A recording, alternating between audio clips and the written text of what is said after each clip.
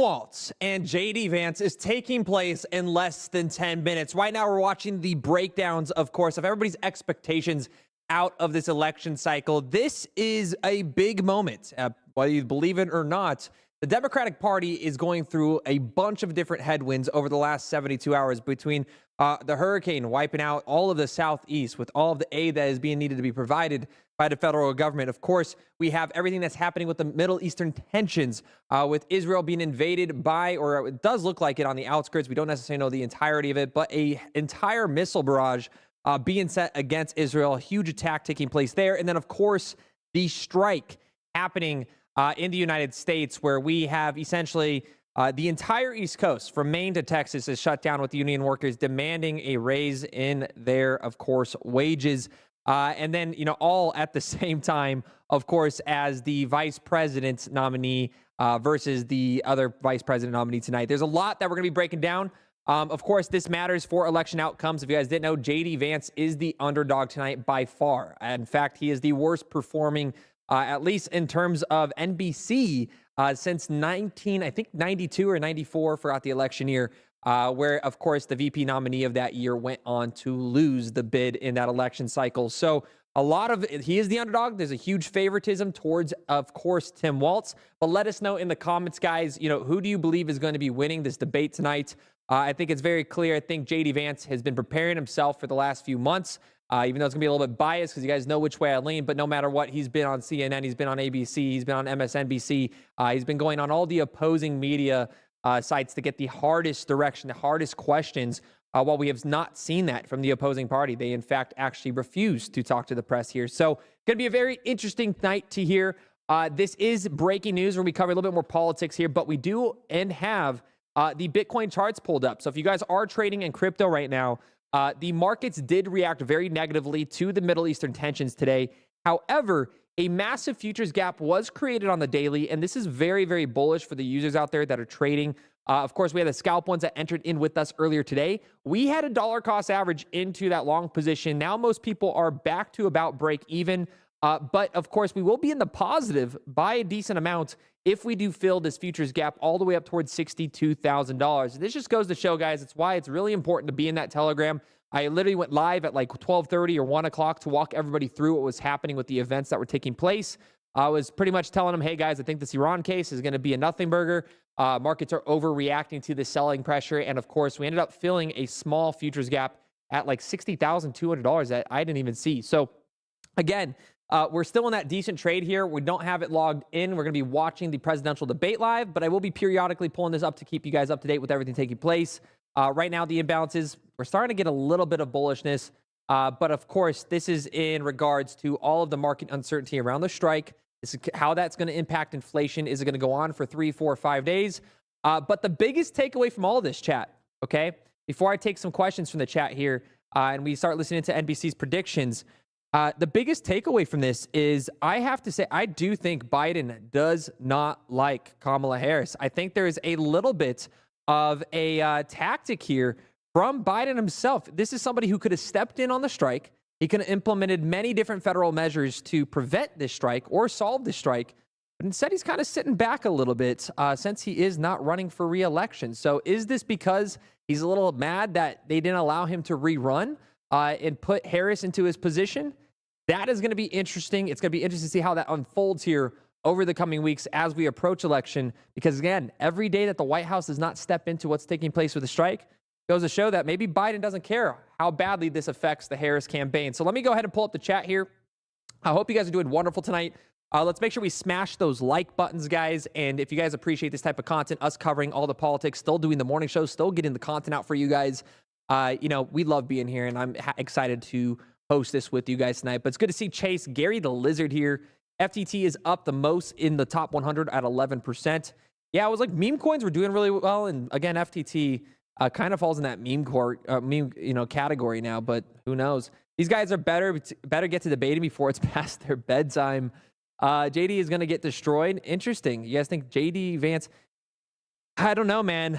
I think JD Vance holds, again, if you watch when he ran for senator, his debates, he was very, very strong in his campaign, where Walz has literally almost no debate experience. So it's going to be interesting to see how this takes place. Tim Walz, though, you do have to give him the benefit that he has been apparently practicing with Pete Buttigieg, who is somebody that is a very strong political candidate. This is somebody who, no matter what, will die on, he'll die blue. This is a Gavin Newsom when it comes to responding on the left. So they do have a really strong candidate stepping in as, of course, J.D. Vance. So we'll see how that prepares tonight. Will Bitcoin go back to 62,000, 63K? I am looking at the target of $63,000 or 62,000 at least in the midterm. The reason for that is going to be very simply because, oh man, it made me refresh because we're not logged in here, of the futures gap, which will close at $62,000. So I'm expecting at least a bounce of 62K. The daily futures gaps do tend to close 90% of the time. And of course, I'll update you guys throughout this, but the liquidations, guys, most of it is all bullish. It's like every indicator is like, hey, we need a bit of a bounce. All of your longs have been wiped out. But let's listen in here, guys. We are less than 4 minutes away, so make sure you guys tap that like button. Let me know in the comments, though, okay? Type 1 in the chat. Type 1 in the chat if you believe Tim Walz is going to win. Type 2 in the chat if you believe, of course, J.D. Vance is going to win. So 1 for Tim Walz, 2 for J.D. Vance, 3 if you're just here to have a good time. Agreed. October, yeah. Shout out to all the influencers that told us October was going to be a thing. But hey, guys, it is only 24 hours into October. You know, we could still very well end this week very, very positively. Here we go. Down to the final minutes. So this is still all about the people at the top of the ticket. That's something that wasn't lost today in Trump world. Donald Trump did something unusual today. He held not one, but 2 campaign events of his own on the day of his VP debate, both of them in Wisconsin, mentioning J.D. Vance just one time during those 2 events in response to a question. So for Donald Trump, this is still about Trump versus Harris, and I think that'll be something that's forefront on the mind of J.D. Vance when he takes the stage tonight as well. Lester? Right. Thank you, Garrett. Let's bring back Kristen Welker, Hallie Jackson, and Peter Alexander is joining the conversation. Peter, I mean, based on everything we've talked about in the last hour, it seems like, in a way, Tim Walz, the work for him is on substance. What does he stand for? Defending past positions as governor of Minnesota. And for J.D. Vance, it's about style. It's about likability. A little frozen here. Can I go down a little bit more on this? About some of the controversial things he said. That seems like so do you see the poll? Yeah, I think you guys are right. We've made a lot of these points to this point. One other point that I would just add to this conversation is, remember how this whole campaign started where age was the big issue? Joe Biden was going to be 86 at the end of a second term. Right now, Donald Trump is 78 years old. His age means there's a little bit unique attention being focused on J.D. Vance right now. He's 40. You're going to see Tim Walz, who is 60 years old today. The last time there was a big age discrepancy like this, 1988, Lloyd Benson and Dan Quayle, who was 41, a year older, of course, then J.D. Vance is when he's up there on stage. And Vance has been senator for 2 years. And the gist is... So you'll be able to see the poll actually on the screen below us, it looks like, if you've noticed. So make sure we're always running a poll throughout this live stream. Was one of the rare moments where a line broke through. You know, I knew John F. Kennedy. You know John F. Kennedy. These moments rarely break through. Is there a viral moment like that that sort of defines this night, or is it a wash ultimately with the last month to go? Kristen, at the end of the day, and I asked this question with 3 minutes to go, do these debates matter? Does a vice presidential debate matter in the big picture? They can matter. Think about back in 2012 when Joe Biden had a very strong debate performance against Paul Ryan and really helped to reset the campaign after former President Obama stumbled in his first debate against Mitt Romney. So yes, they can matter. Again, I think this takes on look, it's everybody's favorite debater because of the fact that there's no second presidential debate. One more point, in listening to those voters that Kate was talking to, all of them seem so frustrated with the process. And you think about that word change. Right now, Vice President Kamala Harris wins on the change argument by 9 points. I think that's part of the work that J.D. Vance is going to try to do. Well, change is interesting because she's an incumbent, but so is former President Trump. That's right. So it's interesting to see that. I mean, people say, they like to say, conventional wisdom, these vice presidential debates don't matter. And maybe they didn't when elections weren't decided by 10,000 voters in a Midwest state. In 2 different states, and that's it. I come back to something that you have said from the jump, Savannah, through this election cycle, which is let's have a little bit of humility here, right? It's hard for us to predict, especially with the race this close, especially with the dynamic of no next debate for the presidential candidates. remember what this race is going to come down to. Those 6 critical battlegrounds, the economy and immigration. We have seen that consistently in the polling. Expect to hear both of those issues hammered big time on stage tonight. And worth noting also, this is the first presidential election since Roe was overturned. I think that's going to be an X factor, too. Mics will be on tonight. Is that going to make a huge difference in terms of expectations based on what we saw in the presidential debate? Remember, it was the Harris campaign that in the presidential debate wanted the mics to be on throughout here. This time, they are on throughout. CBS can turn them off as necessary, but it's that back and forth. They're hoping that you can hear those snide comments, perhaps, by either side. Show of hands, who thinks there will be another debate between Trump and Harris? Listen to you at this show of hands. It's a quick poll. Okay. Who thinks there should be? We're journalists. We think there should be. Okay, all right, there we go. Good answer. Well, it is the top of the hour now, 9 p.m. here in New York City. We are just seconds away from tonight's only vice presidential debate between Ohio Republicans and what we'll all be talking about in a little while. We will have in-depth analysis once the debate concludes. So, guys, let us know. Do you guys, yes or no, do you believe there should be another presidential debate? Because that is up for, I don't think there's going to be another presidential. They don't need to have another. In there tonight. So each candidate is going to have 2 minutes for their answers, and then there's a rebuttal. And the moderators have said, Lester, there will be some fact-checking, but they're really counting on the candidates to fact-check each other. And as we noted, unlike the last debate, microphones will not be muted, but the network says they reserve the right to mute the candidates. So that'll be an interesting process as they go along. Okay, the vice presidential debate about to be on. Let's go to CBS Network Studios, West 57th, here in the heart of Manhattan, and watch this debate. Presidential debate. Good evening, I'm Nora O'Donnell, and thank you for joining us for tonight's CBS News Vice Presidential Debate. We want to welcome our viewers on CBS, on other networks here in the U.S. and around the world. We have a consequential night ahead, and our focus is the issues that matter to you, the voter. Let's introduce the candidates. Minnesota's Democratic Governor Tim Walz and Ohio's Republican Senator J.D. Vance, tonight meeting for the first time. I'm Margaret Brennan. In order to have a thoughtful and come on. civil debate, these are the rules that both campaigns have agreed to. Questions will be directed at one candidate, who will have 2 minutes to respond. The other candidate will be allowed 2 minutes for rebuttal. Then each candidate will get another minute to make further points, with an additional 1 minute each at the discretion of the moderator. The primary role of the moderators is to facilitate the debate between the candidates, enforce the rules, and provide the candidates with the opportunity to fact-check claims made by each other. CBS News reserves the right to mute the candidates' microphones to maintain decorum. We have not shared the questions or topics with the campaigns. The stage is set. Governor, Senator, thank you for joining us. Let's get started. Tonight, our country is facing several unfolding crises. The Middle East is on the brink of war. Americans are suffering from the catastrophic impact of Hurricane Helene. And now a labor strike as 25,000 dock workers from Maine to Texas are picketing. We're going to begin tonight with the Middle East. Margaret. Thank you, Nora. Earlier today, Iran launched its largest attack yet on Israel, but that attack failed, thanks to joint U.S. and Israeli defensive action. President Biden has deployed more than 40,000 U.S. military personnel and assets to that region over the past year to try to prevent a regional war. Iran is weakened, but the U.S. still considers it the largest state sponsor of terrorism in the world, and it has drastically reduced the time it would take to develop a nuclear weapon. It is down now to 1 or 2 weeks' time. Governor Walz, if you were the final voice in the Situation Room, would you support or oppose a preemptive strike by Israel on Iran? You have 2 minutes. Well, thank you, and thank you for those joining at home tonight. Let's keep in mind where this started. October 7th, Hamas terrorists massacred over 1,400 Israelis and took prisoners. Israel's ability to be able to defend itself is absolutely fundamental. Getting its hostages back, fundamental, and ending the humanitarian crisis in Gaza. But The expansion of Israel and its proxies is an absolute fundamental necessity for the United States to have the steady leadership there. You saw it experienced today, where along with our Israeli partners and our coalition, able to stop the incoming attack.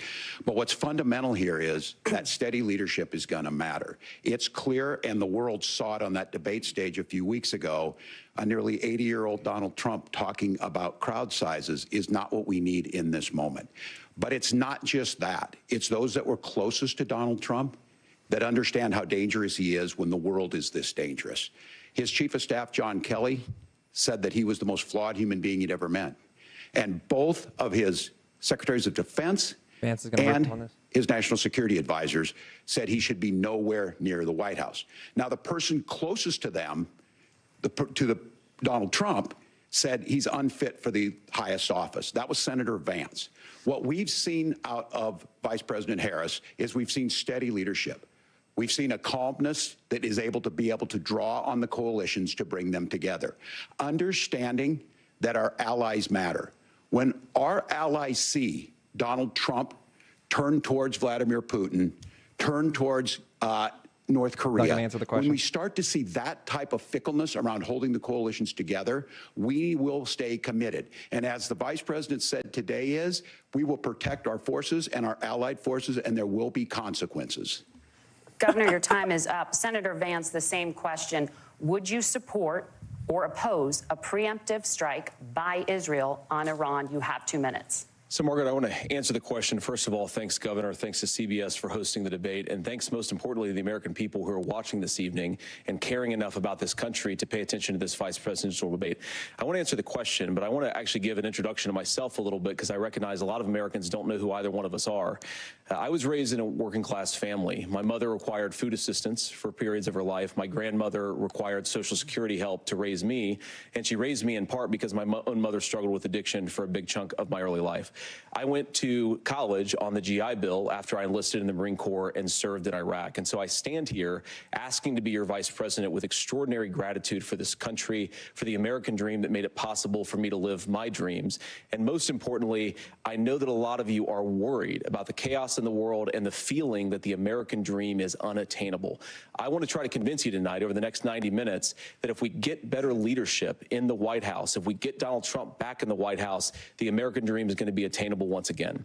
Now, to answer this particular question, we have to remember that as much as Governor Walz just accused Donald Trump of being an agent of chaos, Donald Trump actually delivered stability in the world, and he did it by establishing effective deterrence. People were afraid of stepping out of line. Iran, which launched this attack, has received over $100 billion in unfrozen assets thanks to the Kamala Harris administration. What do they use that money for? They use it to buy weapons that they're now launching against our allies, and God forbid, potentially launching against the United States as well. Donald Trump recognized that for people to fear the United States, you needed peace through strength. They needed to recognize that if they got out of line, the United States global leadership would put stability and peace back in the world. Now, you asked about a preemptive strike, Margaret, and I want to answer the question. Look, it is up to Israel what they think they need to do to keep their country safe, and we should support our allies wherever they are when they're fighting the bad guys. I think that's the right approach to take with the Israel question. Thank you, Senator. Governor Walz, do you care to respond to any of the allegations? Well, look, Donald Trump was in office. We'll sometimes hear a revisionist history, but when Donald Trump was in office, it was Donald Trump who we had a coalition of nations that had boxed Iran's nuclear program in, the inability to advance it. Donald Trump pulled that program and put nothing else in its place. So Iran is closer to a nuclear weapon than they were before because of Donald Trump's fickle leadership. And when Iran shot down an American aircraft in international airspace, Donald Trump tweeted, because that's the standard diplomacy of Donald Trump. And when Iranian missiles did fall near U.S. troops and they received traumatic brain injuries, Donald Trump wrote it off as headaches. Look, our allies understand that Donald Trump is fickle. He will go to whoever has the most flattery or where it makes sense to him. Steady leadership like you witnessed today, like you witnessed in April. Both Iranian attacks were repelled. Our coalition is strong, and we need the steady leadership that Kamala Harris is providing. Senator Vance, the U.S. did have a diplomatic deal with Iran to temporarily pause parts of its nuclear program, and President Trump did exit that deal. He recently said, just 5 days ago, the U.S. must now make a diplomatic deal with Iran because the consequences are impossible. Did he make a mistake? You have 1 minute. Well, first of all, Margaret, diplomacy is not a dirty word, but I think that's something that Governor Walz just said is quite extraordinary. You yourself just said Iran is as close to a nuclear weapon today as they have ever been. And Governor Walz, you blame Donald Trump, who has been the vice president for the last 3.5 years. And the answer is your running mate, not mine. Donald Trump consistently made the world more secure. Now, we talk about what the sequence of events that led us to where we are right now, and you can't ignore October the 7th, which I appreciate Governor Walz bringing up. But when did Iran and Hamas and their proxies attack Israel? It was during the administration of Kamala Harris. So Governor Walz can criticize Donald Trump's tweets, but effective, smart diplomacy and peace through strength is how you bring stability back to a very broken world. Donald Trump has already done it once before. Ask yourself at home, when was the last time, I'm 40 years old, when was the last time that an American president didn't have a major conflict break out? The only answer is during the 4 years that Donald Trump was president. Gentlemen, we have a lot to get to. Nora? Margaret, thank you. Let's turn now to Hurricane Who won that? Helene. The storm could become one of the deadliest on record. More than 160 people are dead and hundreds more are missing. Scientists say climate change makes these hurricanes larger, stronger, and more deadly because of the historic rainfall. Senator Vance, according to CBS News polling, 7 in 10 Americans and more than 60% of Republicans under the age of 45 favor the U.S. taking steps to try and reduce climate change. Senator, what responsibility would the Trump administration have to try and reduce the impact of climate change? I'll give you 2 minutes. Sure. So first of all, let's start with the hurricane, because it's an unbelievable, unspeakable human tragedy. I just saw today, actually, a photograph of 2 grandparents on a roof with a 6-year-old child, and it was the last photograph ever taken of them because the roof collapsed and those innocent people lost their lives. And I'm sure Governor Walz joins me in saying our hearts go out to those innocent people, our prayers go out to them, and we want as robust and aggressive as a federal response as we can get to save as many lives as possible, and then, of course, afterwards, to help the people in those communities rebuild. I mean, these are communities that I love. Some of them I know very personally in Appalachia, all across the Southeast. They need their government to do their job. And I commit that when Donald Trump is president again, the government will put the citizens of this country first when they suffer from a disaster. Now, Nora, you asked about climate change. I think this is a very important issue. Look, a lot of people are justifiably worried about all these crazy weather patterns. I think it's important for us, first of all, to say Donald Trump and I support clean air, clean water. We want the environment to be cleaner and safer. But one of the things that I've noticed some of our Democratic friends talking a lot about is a concern about carbon emissions, this idea that carbon emissions drives all of the climate change. Well, let's just say that's true, just for the sake of argument, so we're not arguing about weird science. Let's just say that's true. Well, if you believe that, what would you want to do? The answer is that you'd want to reshore as much American manufacturing as possible, and you'd want to produce as much energy as possible in the United States of America, because we're the cleanest economy in the entire world. What have Kamala Harris's policies actually led to? More energy production in China, more manufacturing overseas, more doing business in some of the dirtiest parts of the entire world. And when I say that, I mean the amount of carbon emissions they're doing per unit of economic output. So if we actually care about getting cleaner air and cleaner water, the best thing to do is to double down and invest in American workers and the American people. And unfortunately, Kamala Harris has done exactly the opposite. Governor Walz, you have 2 minutes to respond. Well, we got close to an agreement because all those things are happening. Look, first of all, it is a horrific tragedy with this hurricane, and my heart goes out to the folks that are down there in contact with the governors. I serve as co-chair of the Council of Governors as we work together on these emergency managements. Governors know no partisanship. They work together so all of the governors and the emergency responders are on the ground. Those happen on the front end. The federal government comes in, makes sure they're there to that we recover, but we're still in that phase where we need to make sure that they're staying there, staying focused. Now, look, coming back to the climate change issue, there's no doubt this thing roared onto the scene faster and stronger than anything we've seen. Senator Vance has said that there's a climate problem in the past. Donald Trump called it a hoax. and then joke that these things would make more beachfront property to be able to invest in. What we've seen out of the Harris administration now, the Biden-Harris administration, is we've seen this investment. We've seen massive investments, the biggest in global history that we've seen in the Inflation Reduction Act, has created jobs all across the country. 2,000 in Jeffersonville, Ohio, taking the EV technology that we invented and making it here. 200,000 jobs across the country. The largest solar manufacturing plant in North America sits in Minnesota. But my farmers know climate change is real. They've seen 500-year droughts, 500-year floods back to back. But what they're doing is adapting, and this has allowed them to tell me, look, I harvest corn, I harvest soybean, and I harvest wind. We are producing more natural gas and more oil at any time than we ever have. We're also producing more clean energy. So the solution for us is to continue to move forward, that climate change is real. Reducing our impact is absolutely critical, but this is not a false choice. You can do that at the same time you're creating the jobs that we're seeing all across the country. That's exactly what this administration has done. We are seeing us becoming an energy superpower for the future, not just the current. And that's what absolutely makes sense. And then we start thinking about how do we mitigate these disasters. Thank you. Senator, I want to give you an opportunity to respond there. The governor mentioned that President Trump has called climate change a hoax. Do you agree?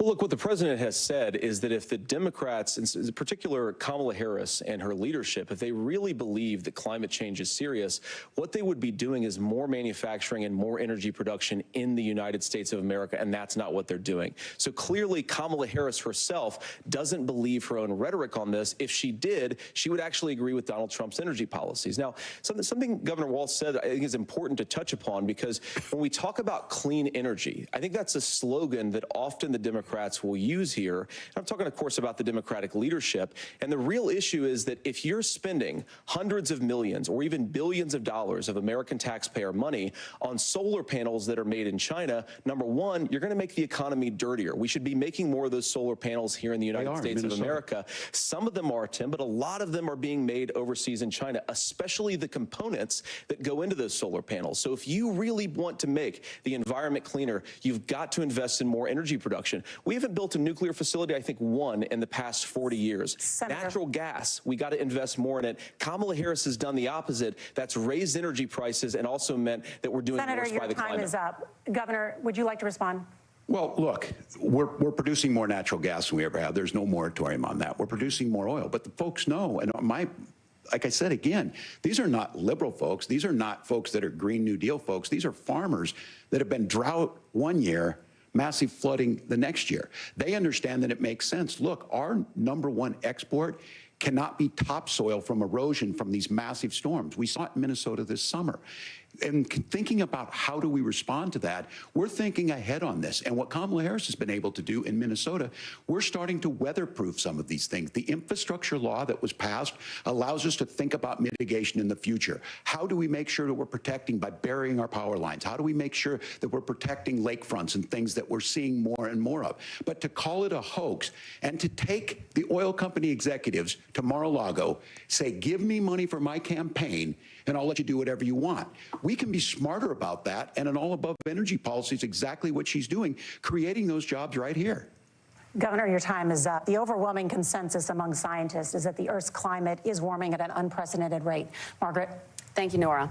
We're going to turn now to immigration. The crisis at the U.S.-Mexico border consistently ranks as one of the top issues for American voters. Senator Vance, I'd say that was your campaign is pledging to carry out the largest mass deportation plan in American history and to use the U.S. military to do so. Could you be more specific about exactly how this will work?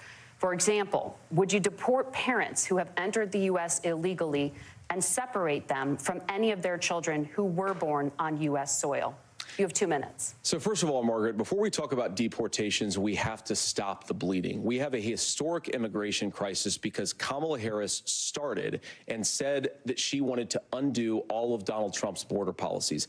94 executive orders suspending deportations, decriminalizing illegal aliens, massively increasing the asylum fraud that exists in our system. That has opened the floodgates. And what it's meant is that a lot of fentanyl is coming into our country.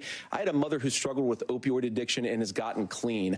I don't want people who are struggling with addiction to be deprived of their second chance because Kamala Harris let in fentanyl into our communities at record levels. So you've got to stop the bleeding. You've got to re-implement Donald Trump's border policies, build the wall, re-implement deportations. And that gets me to your point, Margaret, about what do we actually do?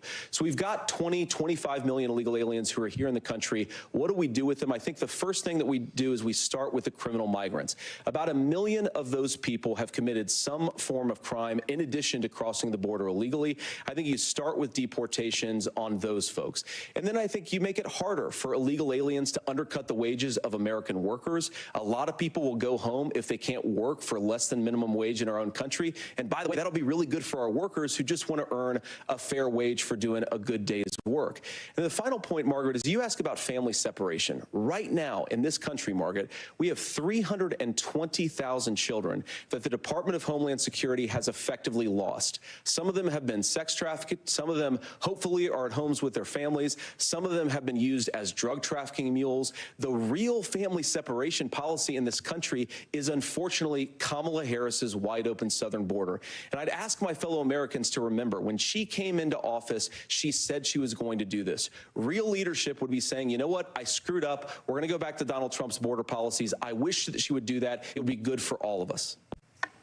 Governor, do you care to respond to any of those specific allegations, including that the vice president is, quote, letting in fentanyl and using kids as drug mules, among other things regarding children? The drug mule is not true, but I will say about this, about the fentanyl, because this is a crisis of this, the opioid crisis. And the good news on this is the last 12 months saw the largest decrease in opioid deaths in our nation's history, 30% decrease in Ohio. But there's still more work to do. But let's go back to this on immigration. Kamala Harris was the Attorney General of the largest state and a border state in California. She's the only person in this race who prosecuted transnational gangs for human trafficking and drug interventions. But look, we all want to solve this.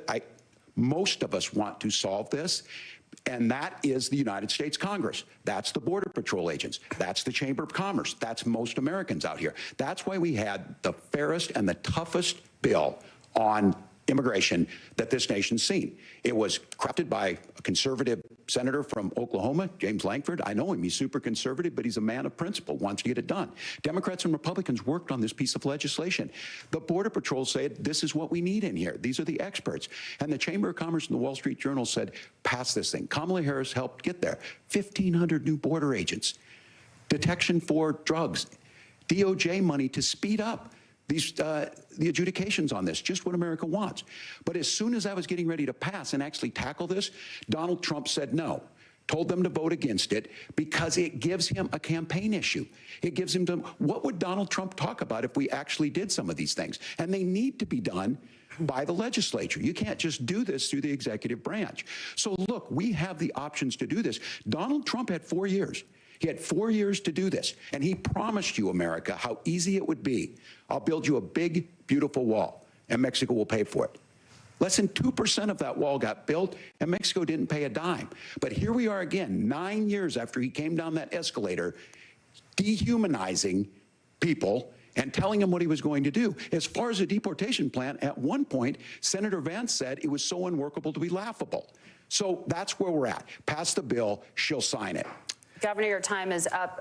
Senator, the question was, will you separate parents from their children, even if their kids are U.S. citizens? You have 1 minute.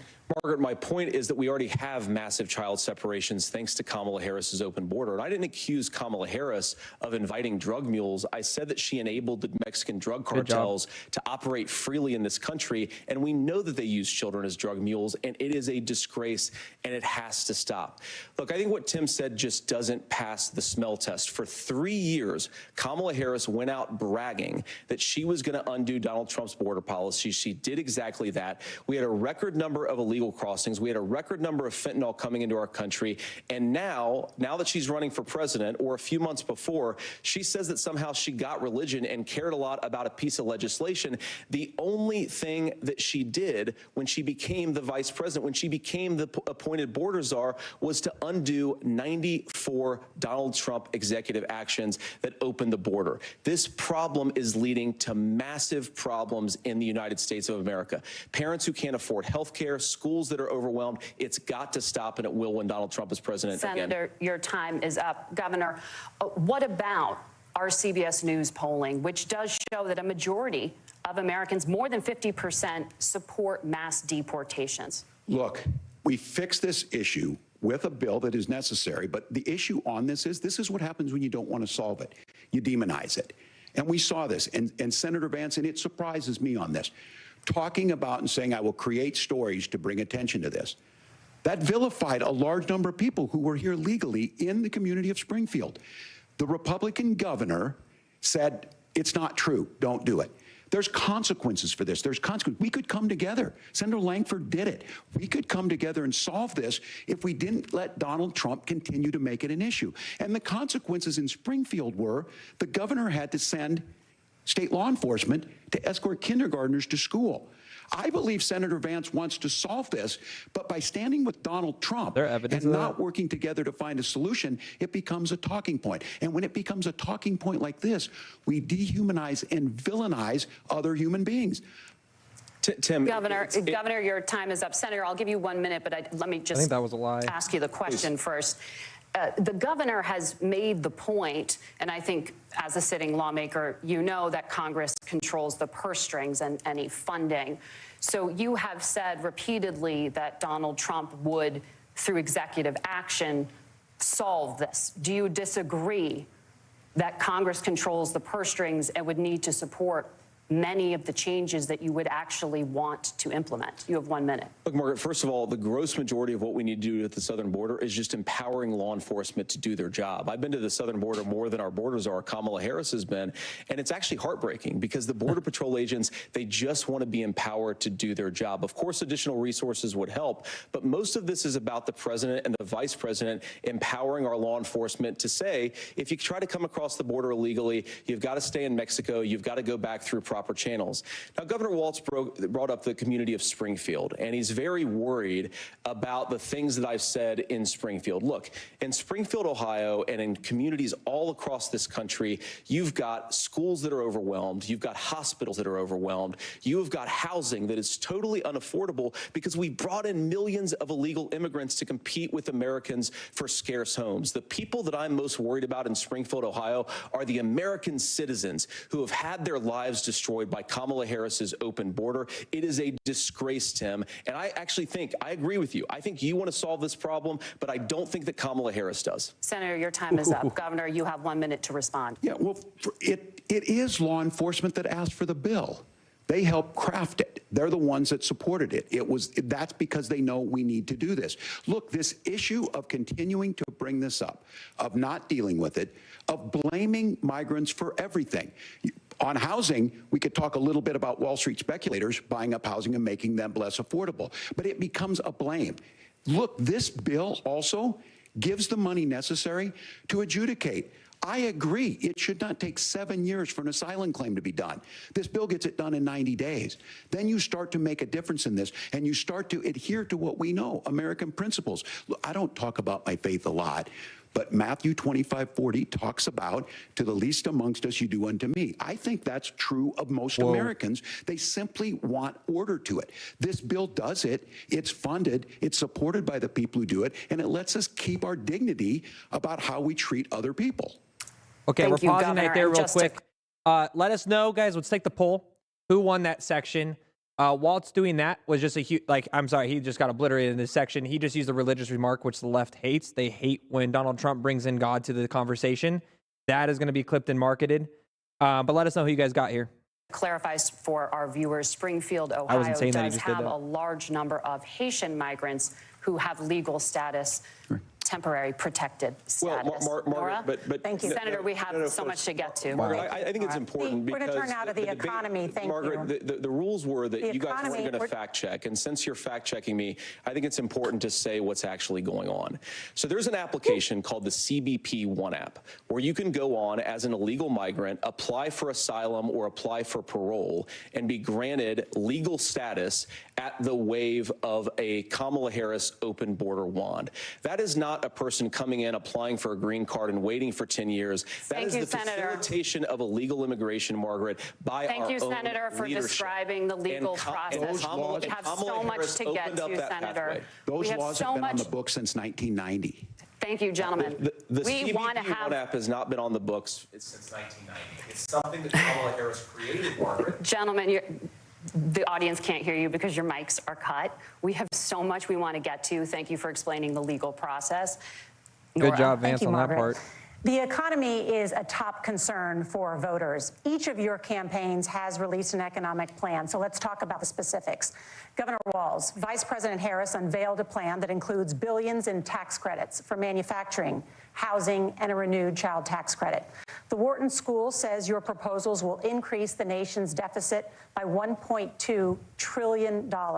How would you pay for that without ballooning the deficit? Governor, I'll give you 2 minutes. Yeah, thank you. And Kamala Harris and I do believe in the middle class because that's where we come from. We both grew up in that. We understand. So those of you out there listening tonight, you're hearing a lot of stuff back and forth, and it's good. It's healthy. That's what this is supposed to happen. You should be listening. How's this going to impact me?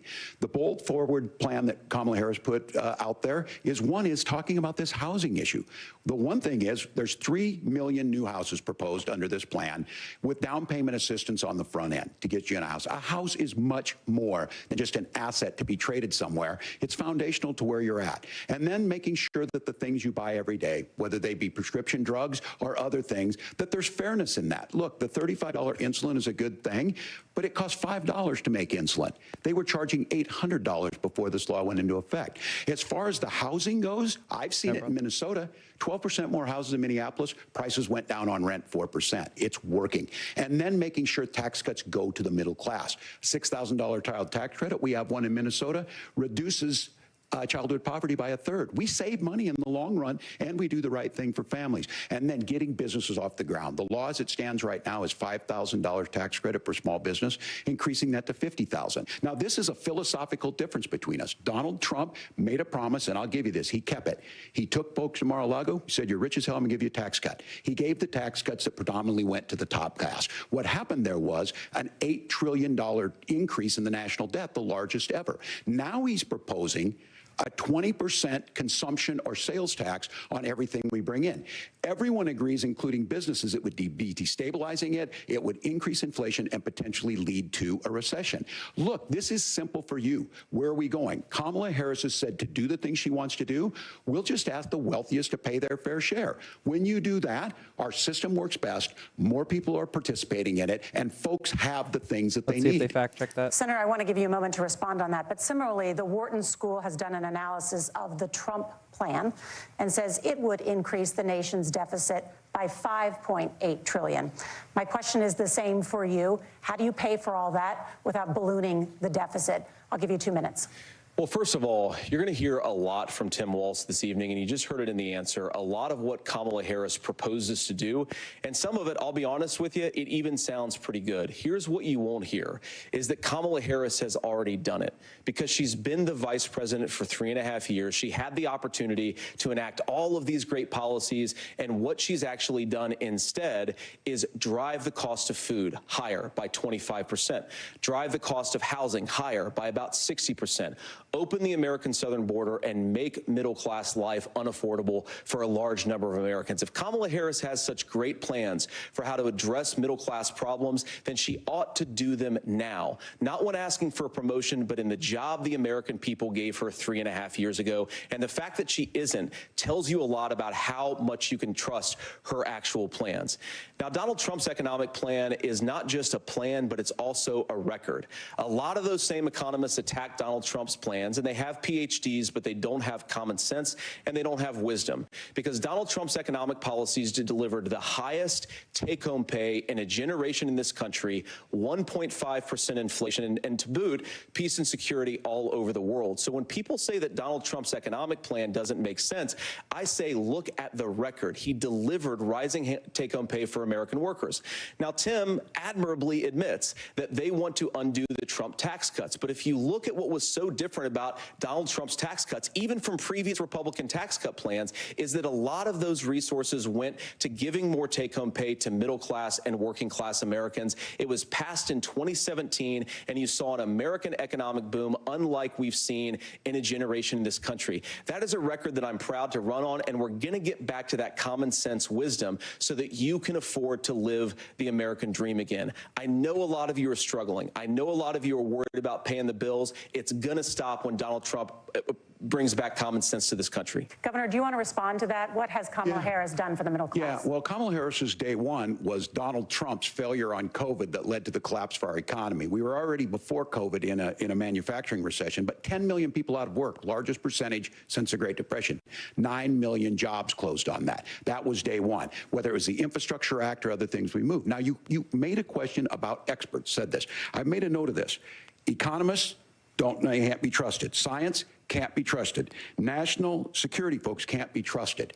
Look, if you're going to be president, you don't have all the answers. Donald Trump believes he does. My pro tip of the day is this. If you need heart surgery, listen to the people at the Mayo Clinic in Rochester, Minnesota, not Donald Trump. And the same thing goes with this. And I ask you out there, teachers, nurses, truck drivers, or whatever, how is it fair that you're paying your taxes every year and Donald Trump hasn't paid any federal tax in the last 15 years, and the last year as president? That's what's wrong with the system. There's a way around it, and he's bragged about that. We're just asking for fairness in it, and that's all you want. You have a minute. Governor, you say trust the experts. But those same experts for 40 years said that if we shipped our manufacturing base off to China, we'd get cheaper goods. They lied about that. They said if we shipped our industrial base off to other countries, to Mexico and elsewhere, it would make the middle class stronger. They were wrong about that. They were wrong about the idea that if we made America less self-reliant, less productive in our own nation, that it would somehow make us better off, and they were wrong about it. And for the first time in a generation, Donald Trump had the wisdom and the courage to say to that bipartisan consensus, we're not doing it anymore. We're bringing American manufacturing back. We're unleashing American energy. We're going to make more of our own stuff. And this isn't just an economic issue. I mean, I've got 3 beautiful little kids at home, 7, 4, and 2, and I love them very much, and I hope they're in bed right now. But look, so many of the drugs, the pharmaceuticals that we put in the bodies of our children are manufactured by nations that hate us. This has to stop, and we're not going to stop it by listening to experts. We're going to stop it by listening to common sense wisdom, which is what Donald Trump governed on. Senator, your time is up. Governor Walz, can you address that? I mean, voters say they trust Donald Trump on the economy more. Why? Well, if you're listening tonight and you want billionaires to get tax cuts, you heard what the numbers were. Look, I'm a union guy on this. I'm not a guy who wanted to ship things overseas, but I understand that, look, we produce soybeans and corn. We need to have fair trading partners. That's something that we believe in. I think the thing that most concerns me on this is Donald Trump was the guy who created the largest trade deficit in American history with China. So the rhetoric is good. Much of what the senator said right there, I'm in agreement with him on this. I watched it happen too. I watched it to my communities, and we talked about that. But we had people undercutting the right to collectively bargain. We had right to work states made it more difficult. We had companies that were willing to ship it over, and we saw people profit. Folks that are venture capital in some cases, putting money into companies that were overseas. We're in agreement that we bring those home. The issue is Donald Trump is talking about it. Kamala Harris has a record, 250,000 more manufacturing jobs just out of the IRA. May I respond to that? Yes. So appreciate that. So if you notice, what Governor Walz just did is he said, first of all, Donald Trump has to listen to the experts.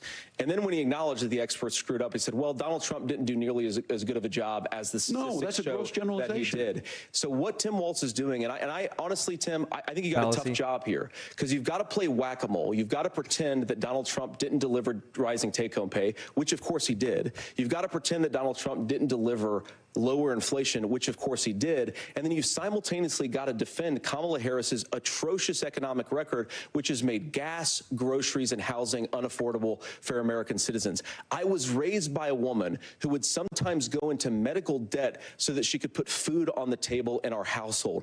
I know what it's like to not be able to afford the things that you need to afford. We can do so much better. To all of you watching, we can get back to an America that's affordable again. We just got to get back to common sense economic principles. I hope that was a conversation on health care then. Senator, Governor. Please. Thank you. Margaret? We have a lot to get to ahead, gentlemen, on many topics. But right now, I want to talk about personal qualifications. Let's take the poll. The vice president is often the last voice the president hears before making consequential decisions. We want to ask you about your leadership qualities. Governor Walz, you said you were in Hong Kong during the deadly Tiananmen Square protests in the spring of 1989. China, I love it. But Minnesota Public Radio and other media outlets are reporting that you actually didn't travel to Asia until August of that year. Can you explain that discrepancy? Yeah, well, and to the folks out there who didn't get at the top of this, look, I grew up in small rural Nebraska, town of 400, town that you rode your bike with your buddies till the streetlights come on, and I'm proud of that service. I joined the National Guard at 17, worked on family farms, and then I used the GI Bill to become a teacher, passionate about it, a young teacher. My first year out, I got the opportunity in the summer of '89 to travel to China. 35 years ago, be able to do that. I came back home and then started a program to take young people there. We would take basketball teams, we would take baseball teams, we would take dancers, and we would go back and forth to China. The issue for that was to try and learn. Now look, my community knows who I am. They saw where I was at. Look, I will be the first to tell you, I have poured my heart into my community. I've tried to do the best I can, but I've not been perfect, and I'm a knucklehead at times, but it's always been about that. Those same people elected me to Congress for 12 years. And in Congress, I was one of the most bipartisan people, working on things like farm bills that we got done, working on veterans benefits. And then the people of Minnesota were able to elect me to governor twice. So look, my commitment has been from the beginning to make sure that I'm there for the people, to make sure that I get this right. I will say more than anything, many times I will talk a lot, I will get caught up in the rhetoric, but being there, the impact it made, the difference it made in my life, I learned a lot about China. I hear the critiques of this. I would make the case that Donald Trump should have come on one of those trips with us. I guarantee you he wouldn't be praising Xi Jinping about COVID. And I guarantee you he wouldn't start a trade war that he ends up losing. So this is about trying to understand the world. It's about trying to do the best you can for your community. And then it's putting yourself out there and letting your folks understand what it is. My commitment, whether it be through teaching, which I was good at, or whether it was being a good soldier or was being a good member of Congress, those are the things that I think are the values that people care about. Governor, just to follow up on that, the question was, can you explain the discrepancy? All I said on this was I got there that summer and misspoke on this. So I will just, that's what I've said. So you lied. So I was in Hong Kong and China during the democracy protests went in. And from that, I learned a lot of what needed to be in governance. Thank you, Governor. Senator Vance, in 2016, you called your running mate, Donald Trump, unfit for the nation's highest office. Let him and you said to he that. could be America's Hitler. I know you've been asked many times, and you've said you regret those comments and explained you then voted for Donald Trump in 2020. But the Washington Post reported new messages last week in which you also disparaged Trump's economic record while he was president, writing to someone in 2020, quote, Trump thoroughly failed to deliver his economic populism. You're now his running mate, and you've shifted many of your policy stances to align with his. If you become vice president, why should Americans trust that you will give Donald Trump the advice he needs to hear and not just the advice he wants to hear? You have 2 minutes. Well, first of all, Margaret, because I've always been open. And sometimes, of course, I've disagreed with the president, but I've also been extremely open about the fact that I was wrong about Donald Trump. I was wrong, first of all, because I believed some of the media stories that turned out to be dishonest fabrications of his record. But most importantly, Donald Trump delivered for the American people. Rising wages, rising take-home pay, an economy that worked for normal Americans, a secure southern border, a lot of things, frankly, that I didn't think he'd be able to deliver on. And yeah, when you screw up, when you misspeak, when you get something wrong and you change your mind, you ought to be honest with the American people about it. It's one of the reasons, Margaret, why I've done so many interviews is because I think it's important to actually explain to the American people where I come down on the issues and what changed. Now, you pointed out the messages from 2020. Margaret, I've been extremely consistent that I think there were a lot of things that we could have done better in the Trump administration the first round if Congress was doing its job. I strongly believe, and I've been a United States senator, that Congress is not just a high-class debating society. It's not just a forum for senators senators and congressmen to whine about problems. It's a forum to govern. So there were a lot of things on the border, on tariffs, for example, where I think that we could have done so much more if the Republican Congress and the Democrats in Congress had been a little bit better about how they govern the country. They were so obsessed with impeaching Donald Trump, they couldn't actually govern. And I want to talk about this tariff issue in particular, Margaret, because Tim just accused this of being a national sales tax.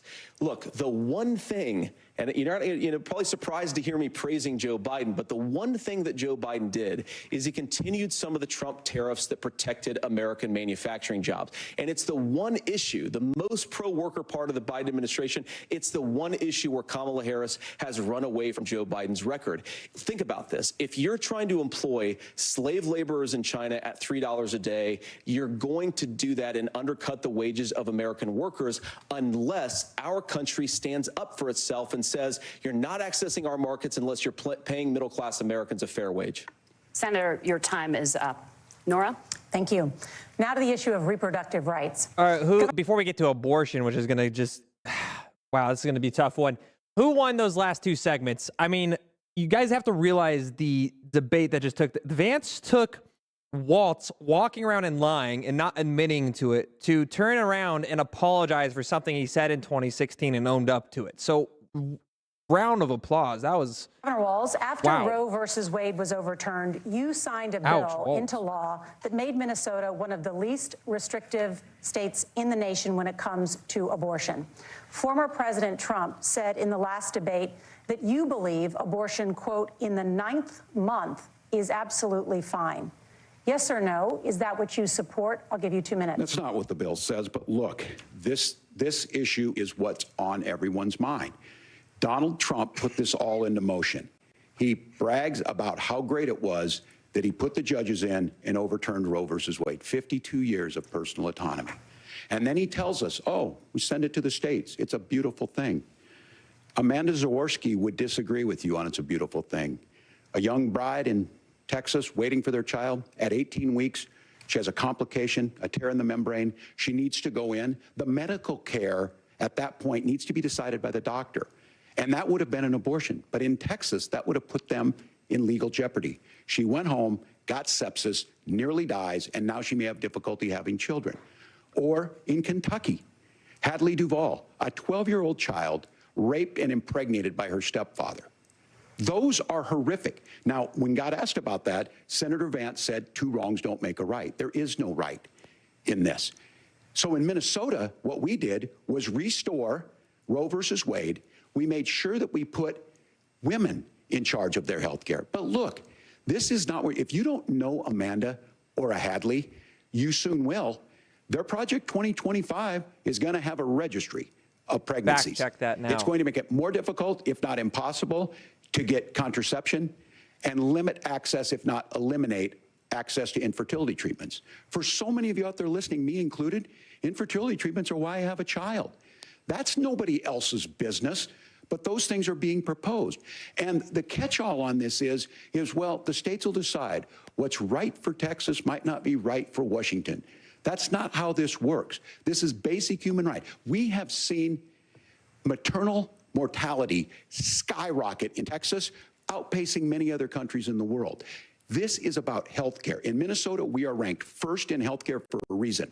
We trust women, we trust doctors. Senator, do you want to respond to the governor's claim? Will you create a federal pregnancy monitoring agency? No, Nora, certainly we won't. And I want to talk about this issue because I know a lot of Americans care about it, and I know a lot of Americans don't agree with everything that I've ever said on this topic. And, you know, I grew up in a working class family in a neighborhood where I knew a lot of young women who had unplanned pregnancies and decided to terminate those pregnancies because they feel like they didn't have any other options. And, you know, one of them is actually very dear to me. And I know she's watching tonight, and I love you. And she told me something a couple years ago that she felt like if she hadn't had that abortion, that it would have destroyed her life because she was in an abusive relationship. And I think that what I take from that as a Republican who proudly wants to protect innocent life in this country, who proudly wants to protect the vulnerable, is that my party, we've got to do so much better of a job at earning the American people's trust back on this issue where they frankly just don't trust us. And I think that's one of the things that Donald Trump and I are endeavoring to do.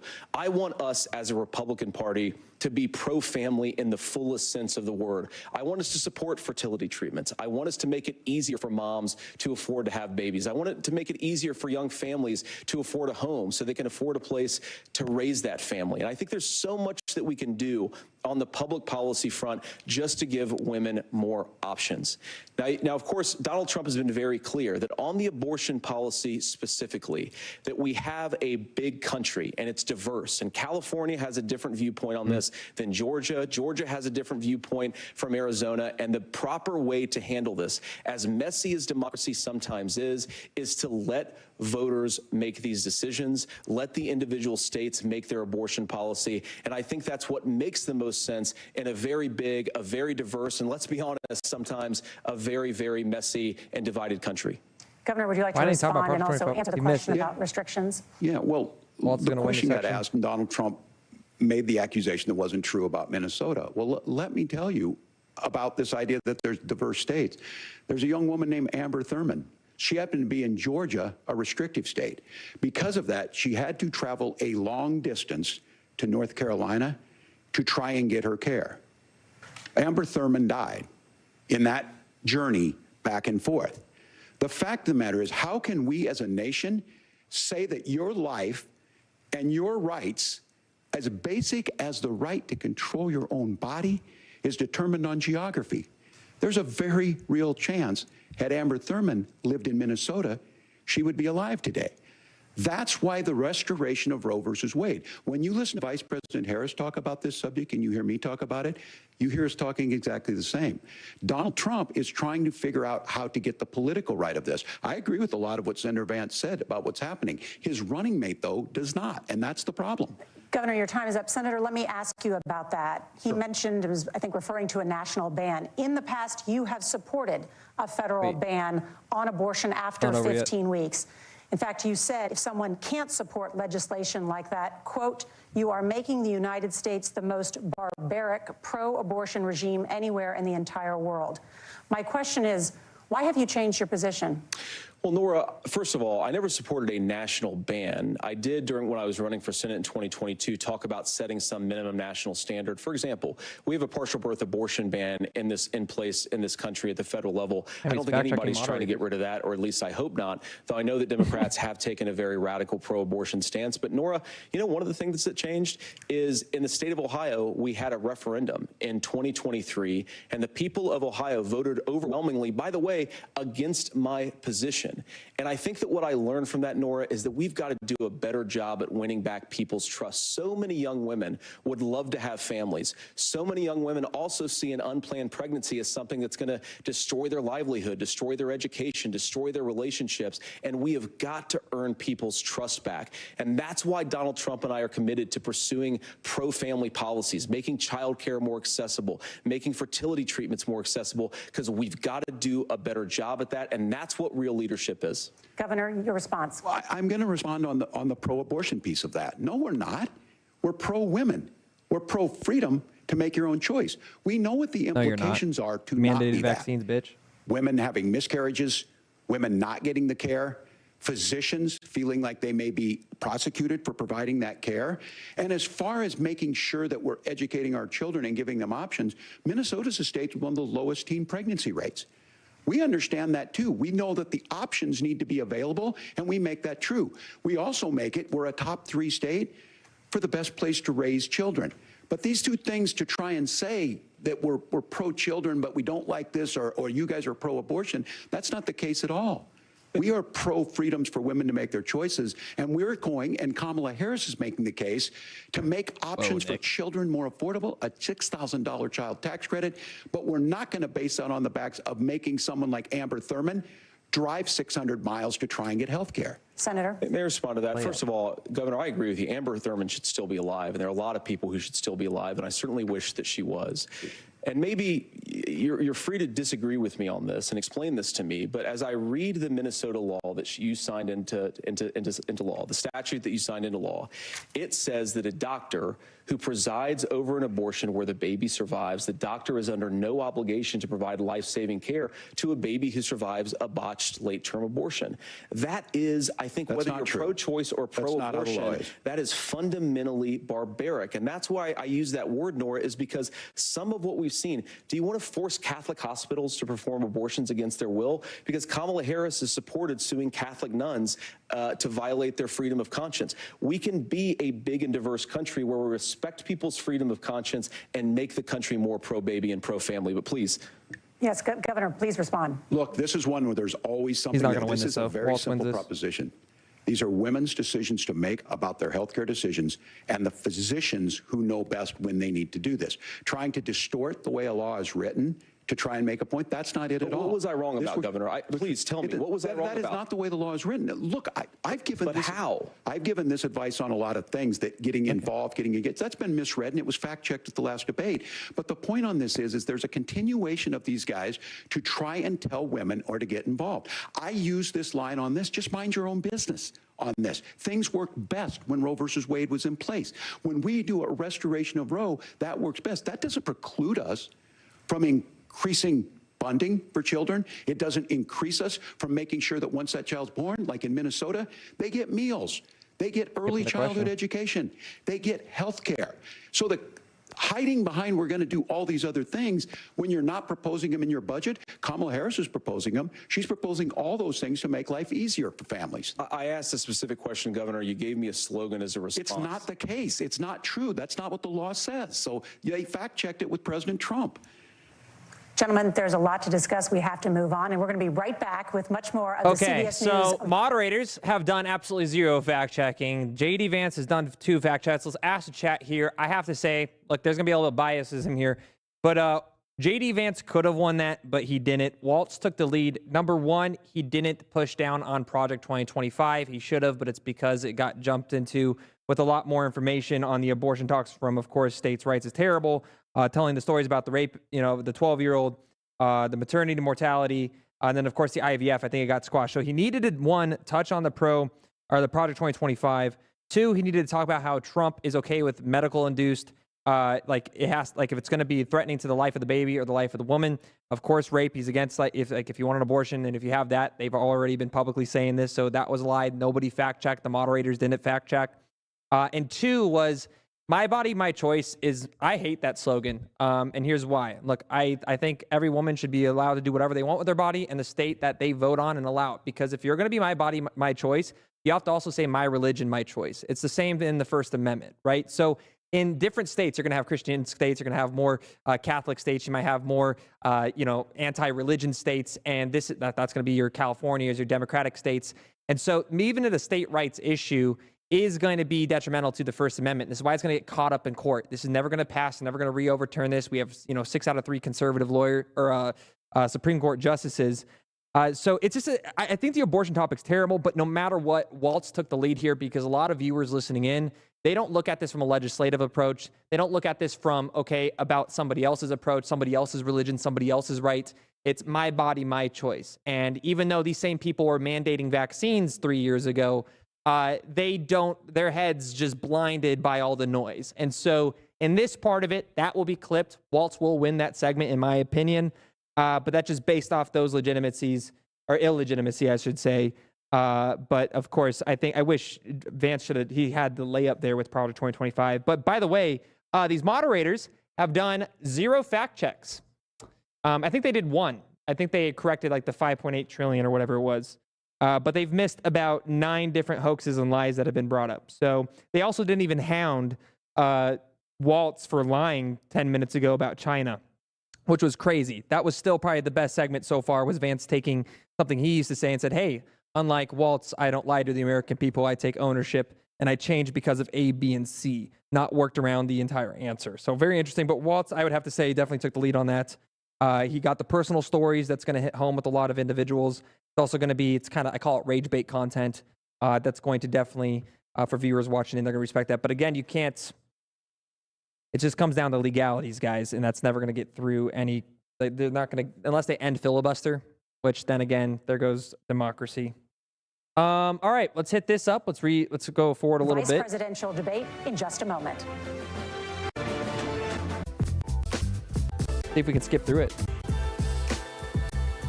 Yeah. I don't know, let me know your guys' thoughts on that. I mean, look, I'm just looking at I try to look at everything from just like the reality, you know, it's like, again, there's just going to be, in a world of freedom, there's going to be things that are terrible events, and it's sad. Nobody should lose their lives or anything. But it's in the case of complicated, you know, legislative decisions, if you're going to put my body, my choice on a nationwide scale, is that is that against religion? Because if you're in a religious state where, again, 90% of the people that live within that state maybe are Mormon or Jewish or Muslim or Christian, is it, again, it's a very hard question, very complicated answer. But the baby has a body too, but no choice, 100%. Yeah, my favorite question to ask people is like when they say like a baby inside of a stomach's not a baby, it's a fetus. Is, you know, if somebody were, let's say one of the illegal immigrants that's convicted felon, right, comes in and murders somebody in the United States, and it's a mother that is pregnant. To the family, what if to that family that let's say they're Christian or just then maybe they're not even religious. They just believe that that's their baby, that's their child. They've already accepted that they're having a full-grown, a human, that they're going to give birth to this. Is that a double homicide, or should the murderer that murders that mother only go to jail for killing one person because the fetus doesn't count and doesn't have any value of life? And that question's never been able to be answered by any opposing party. I've had that in multiple debates. No one's ever been able to answer that for me because, again, it comes down to each person's opinion on what is life. Is it 8 weeks? Is it 13 weeks? Is it at conception? But there you go. There's the problem, right? So you have to find a balance. And that's why I think making it a states' rights issue is way healthier, because the majority of people that are going to want abortions are already going to be in blue states. So, and maybe you can answer that in chat, but I think it's a great question. Like, again, I don't know. I've never gotten an answer for that. I don't think there's a right answer to that. I'm pro-life and not religious. Well, so then there's another conversation too of, if we're going to allow this illegal immigration and we're going to stop as Americans having baby, we're going to incentivize individuals to not have kids. Like, like it or not, right? Whether you're ready to have that kid or not, that's going to affect our demographics. And so if we let in 20 million immigrants, by the way, guys, it makes no sense, because the pro-immigration party, illegal immigration party, I should say, is also the pro-abortion party. And unfortunately, I'm going to finish with this point and then we'll tune right back in. Guys, most of these people coming into our culture and our country are religious folks from the Middle East or South America. They're very, the Catholic or Muslim, and they're against abortion. So you're just doing yourself a disservice by bringing people into the country that are going to vote against abortion in 4 to 5 years. So anyways, there you go. Now back to the debate. Yeah, he didn't answer the 9-month abortion question because he can't. He also probably doesn't even know what he signed, to be fair. So, but either way, I think Walz took that one from a media standpoint. Welcome back to the CBS News vice presidential debate. We want to turn now to America's gun violence epidemic. The leading cause of death for children and teens in America is by firearms. Senator Vance, you oppose most gun legislation that Democrats claim would curb gun violence. You oppose red flag gun laws and legislation to ban certain semi-automatic rifles, including AR-15s. So let me ask you, earlier this year, for the first time, the parents of a school shooter were convicted of involuntary manslaughter and sentenced to 10 years in prison. Do you think holding parents responsible could curb mass shootings? I'll give you 2 minutes. Well, Nora, on that particular case, I don't know the full details, but I certainly trust local law enforcement and local authorities to make those decisions. I think in some cases the answer is going to be yes, and in some cases the answer is going to be no. And the details really matter here, of course. For example, if a kid steals a gun, that's going to be different than if a parent hands over a gun knowing that their kid is potentially dangerous. But look, I want to just sort of speak as a father of 3 beautiful little kids, and our oldest is now in 2nd grade. And like a lot of parents, we send our kids to school with such hope and such joy and such pride at their little faces on the first day of school. And we know, unfortunately, that a lot of kids are going to experience this terrible epidemic of gun violence. And of course, our hearts go out to the families that are affected by this terrible stuff. And we do have to do better. And I think that Governor Walz and I actually probably agree that we need to do better on this. The question is just, how do we actually do it? Now, here's something that really bothers me and worries me about this epidemic of violence. The gross majority, close to 90% in some of the statistics I've seen, of the gun violence in this country is committed with illegally obtained firearms. And while we're on that topic, we know that thanks to Kamala Harris's open border, we've seen a massive influx in the number of illegal guns run by the Mexican drug cartels. So that number, the amount of illegal guns in our country is higher today than it was 3.5 years ago. But what do we do about the schools? What do we do to protect our kids? And I think the answer is, and I say this not loving the answer, because I don't want my kids to go to school in a school that feels unsafe or where there are visible signs of security. But I unfortunately think that we have to increase security in our schools. We have to make the doors lock better. We have to make the doors stronger. We've got to make the windows stronger. And of course, we've got to increase school resource officers, because the idea that we can magically wave a wand and take guns out of the hands of bad guys, it just doesn't fit with recent experience. So we've got to make our schools safer. And I think we've got to have some common sense bipartisan solutions for how to do that. Governor, you have 2 minutes. Well, I think all the parents watching tonight, this is your biggest nightmare. Look, I got a 17-year-old, and he witnessed a shooting at a community center playing volleyball. Those things don't leave you. As a member of Congress, I sat in my office surrounded by dozens of the Sandy Hook parents, and they were looking at my 7-year-old picture on the wall. Their 7-year-old were dead, and they were asking us to do something. And look, I'm a hunter. I own firearms. The vice president is. We understand that the Second Amendment is there, but our first responsibility is to our kids to figure this out. In Minnesota, we've enacted enhanced red flag laws, enhanced background checks, and we can start to get data. But here's the problem. If we really want to solve this, we've got folks that won't allow research to be even done on gun violence. And this idea that we should just live with it, here's what I do think, that this is a good start to the conversation. I 100% believe that Senator Vance hates it when these kids, it's abhorrent and it breaks your heart. I agree with that. But that's not far enough when we know there are things that work. I've spent time in Finland and seen some Finnish schools. They don't have this happen, even though they have a high gun ownership rate in the country. There are reasonable things that we can do to make a difference. It's not infringing on your Second Amendment. And the idea to have some of these weapons out there, it just doesn't make any sense. Kamala Harris, as an attorney general, worked on this issue. She knows that it's there. No one's trying to scaremonger and say we're taking your guns, but I ask all of you out there, do you want your schools hardened to look like a fort? Is that what we have to go when we know there's countries around the world that their children aren't practicing these types of drills?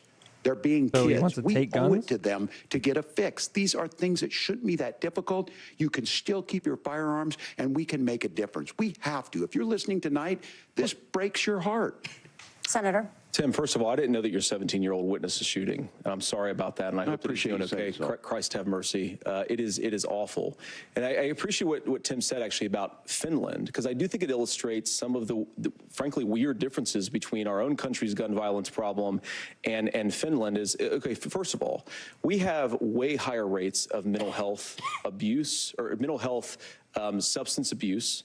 We have way higher rates of depression, way higher rates of anxiety. We unfortunately have a mental health crisis in this country that I really do think that we need to get to the root causes of, because I don't think it's the whole reason why we have such a bad gun violence problem, but I do think it's a big piece of it. Another driver of the gun violence epidemic, especially that affecting our kids, it doesn't earn as many headlines, but is the terrible gun violence problem in a lot of our big cities. And this is why we have to empower law enforcement to arrest the bad guys, put them away, and take gun offenders off the streets. I think there's a whole host of things that we can do here, but I do think at our schools we've got to talk about more security. Senator, thank you. Governor, you previously opposed an assault weapons ban, but it's only later in your political career did you change your position. Why? Yeah, I sat in that office with those Sandy Hook parents. I've become friends with school shooters. I've seen it. Look, the NRA, I was the NRA guy for a long time. They used to teach gun safety. I'm of an age where say you became friends with school shooters? My shotgun was in my car so I could pheasant hunt after football practice. That's not where we live today. And several things I want to mention on this is, you didn't mean that, though. Talking about cities and where it's at, the number one where the most firearm deaths happen in Minnesota are rural suicides. And we have an epidemic of children getting guns and shooting themselves.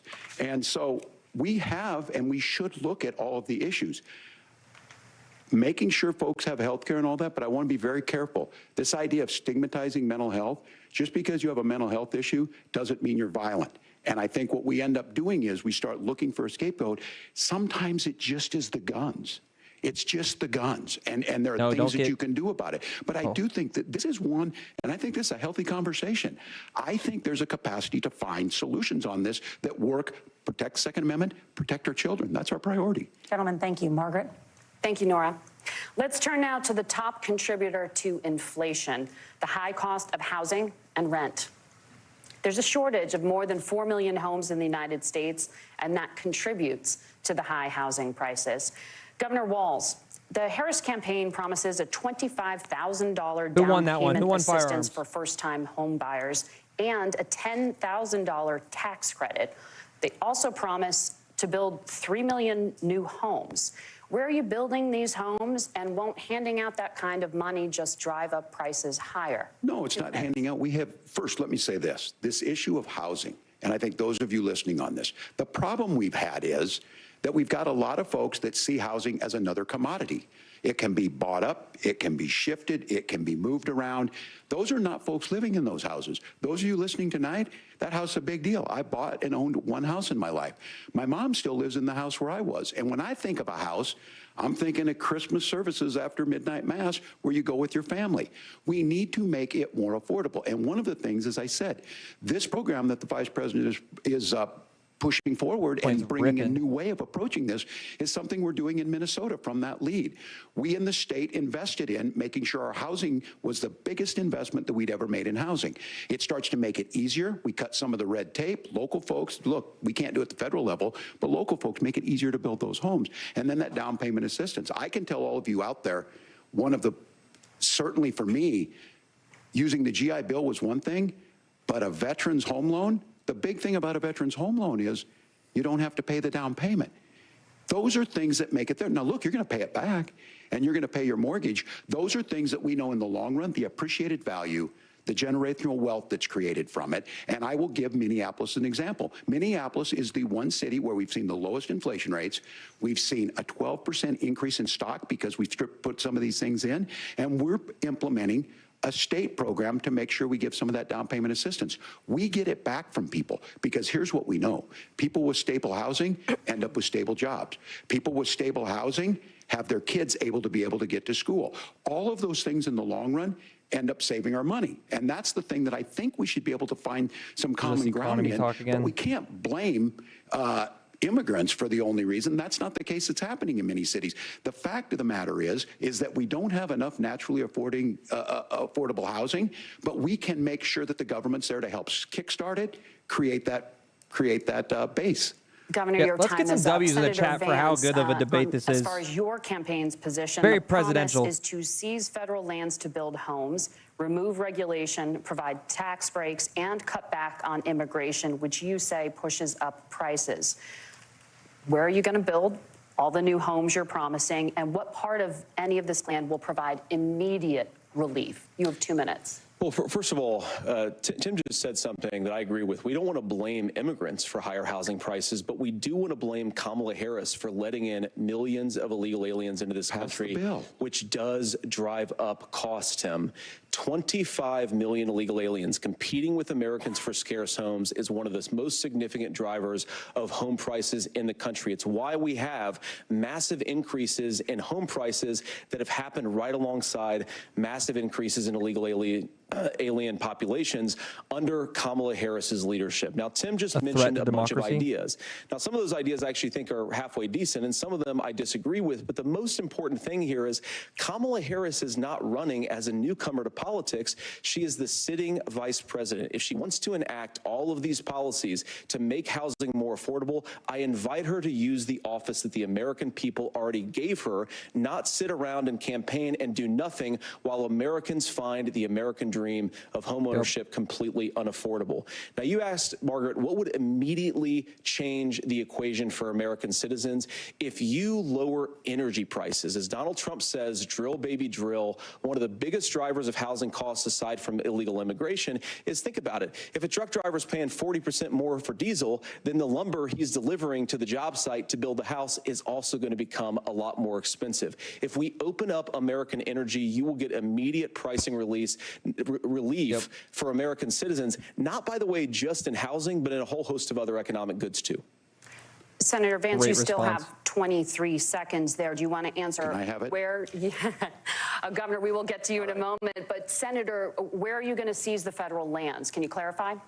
Well, what Donald Trump has said is we have a lot of federal lands that aren't being used for anything. They're not being used for national park. They're not being used, and they could be places where we build a lot of housing. And I do think that we should be opening up building in this country. We have a lot of land that could be used. We have a lot of Americans that need homes. We should be kicking out illegal immigrants who are competing for those homes, and we should be building more homes for the American citizens who deserve to be here. Senator, your time is up. Governor, I do want to let you respond to the allegation that the vice president. Hey guys, we got 600 people watching. Like this video. Well, of course, that's not true. And again, you have the facts. I guess we agreed not to fact check. I'll check it. That, look, crossings are down compared to when Donald Trump left office. But it's, again, blaming and not trying to find the solution. I was going to ask, though, on this question, are we going to drill and build houses in the same federal land? And I think when people hear federal lands, these are really important pieces of land. Now, Minnesota doesn't have a lot of federal lands. I know in the western part of the countries we do. There's not a lot of federal lands in and around Minneapolis, for example. So the issue is I don't understand the federal lands issue unless we see this, and I worry about this as someone who cares deeply about our national parks and our federal lands. Look, Minnesota, we protect these things. We've got about 20% of the world's fresh water. These lands protect. They're there for a reason. They belong to all of us. But again, this is when you view housing and you view these things as commodities. Like, there's a chance to make money here. Let's take this federal land and let's sell it to people for that. I think there's better ways to do this. We've seen it in Minnesota. We're able to refurbish some of these houses. We're able to make some investments. That gets people in. And I'm still on the fact on this.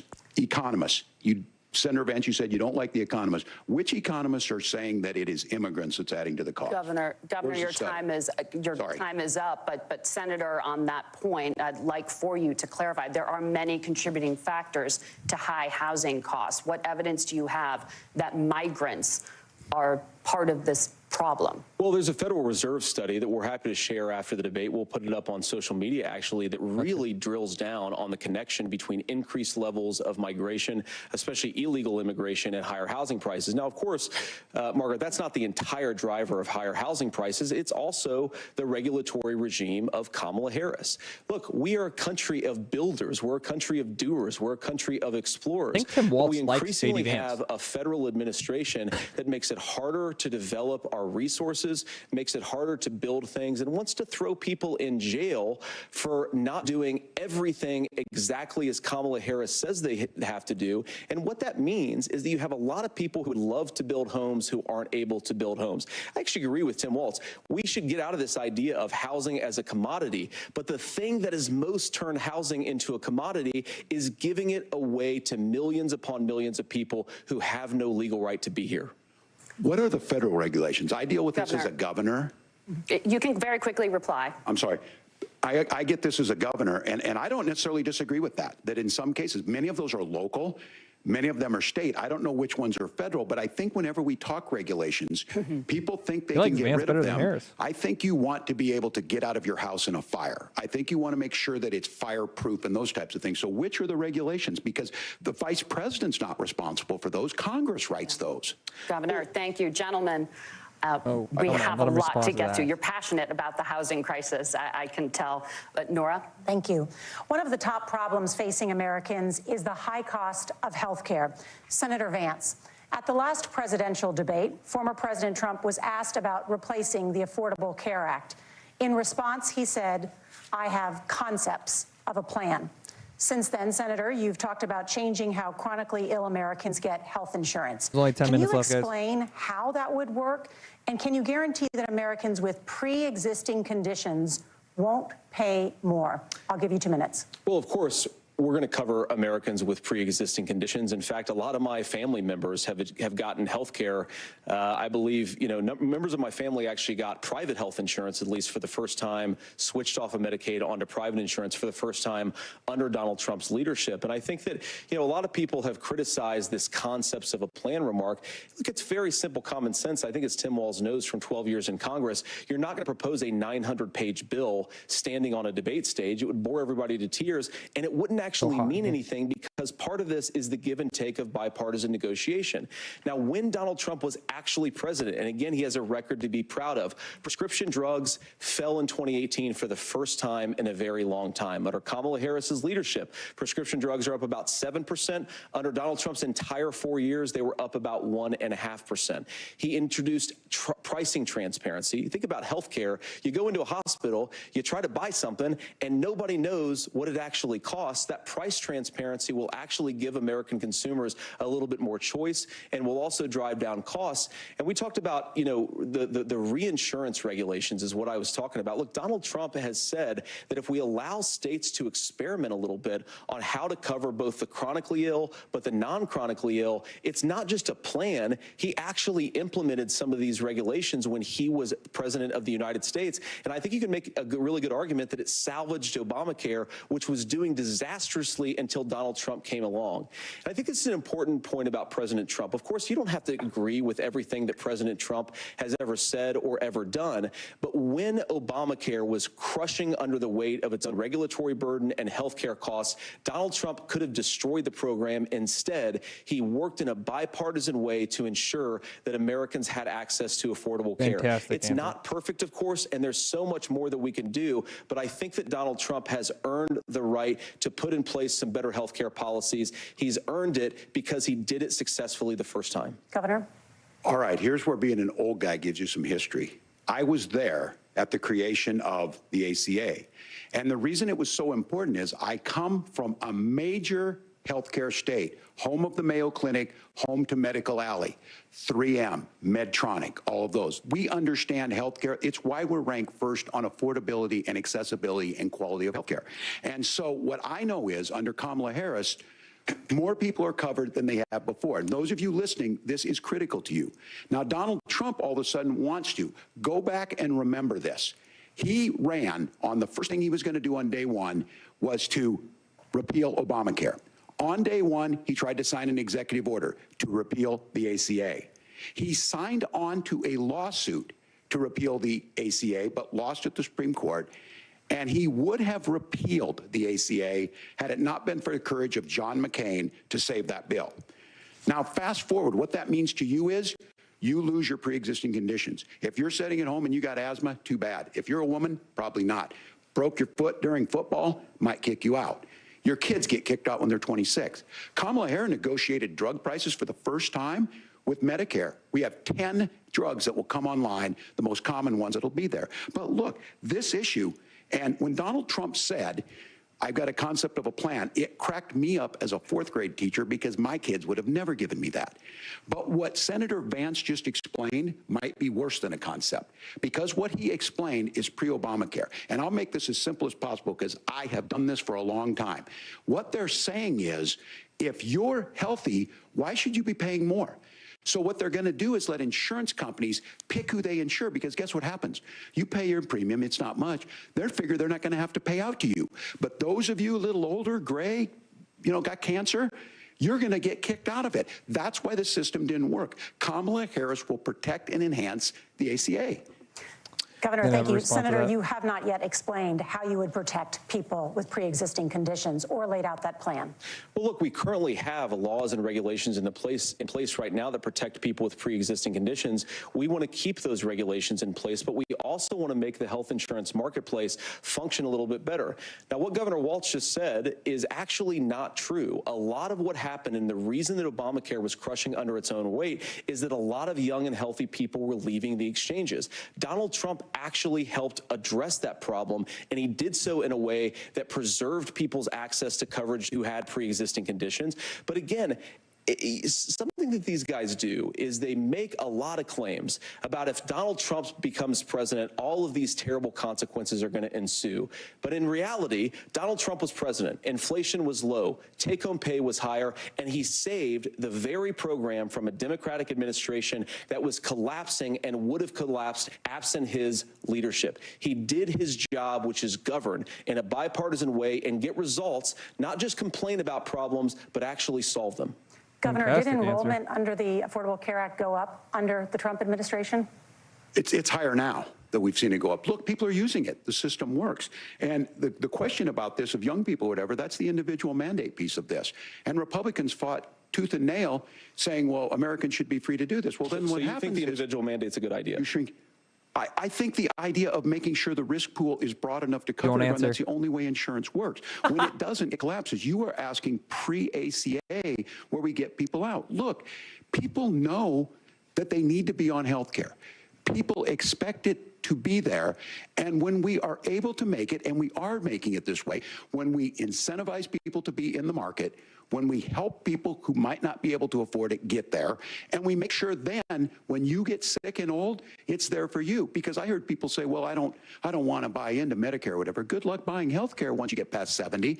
So look, the ACA works. We can continue to do better. Kamala Harris did that. The way she made everything better was negotiating those 10 drugs on Medicare for the first time in American history. Thank you. Margaret? Can I address that? I apologize. We're out of time. We have a number of subjects to discuss. Margaret? Let's talk about families in America.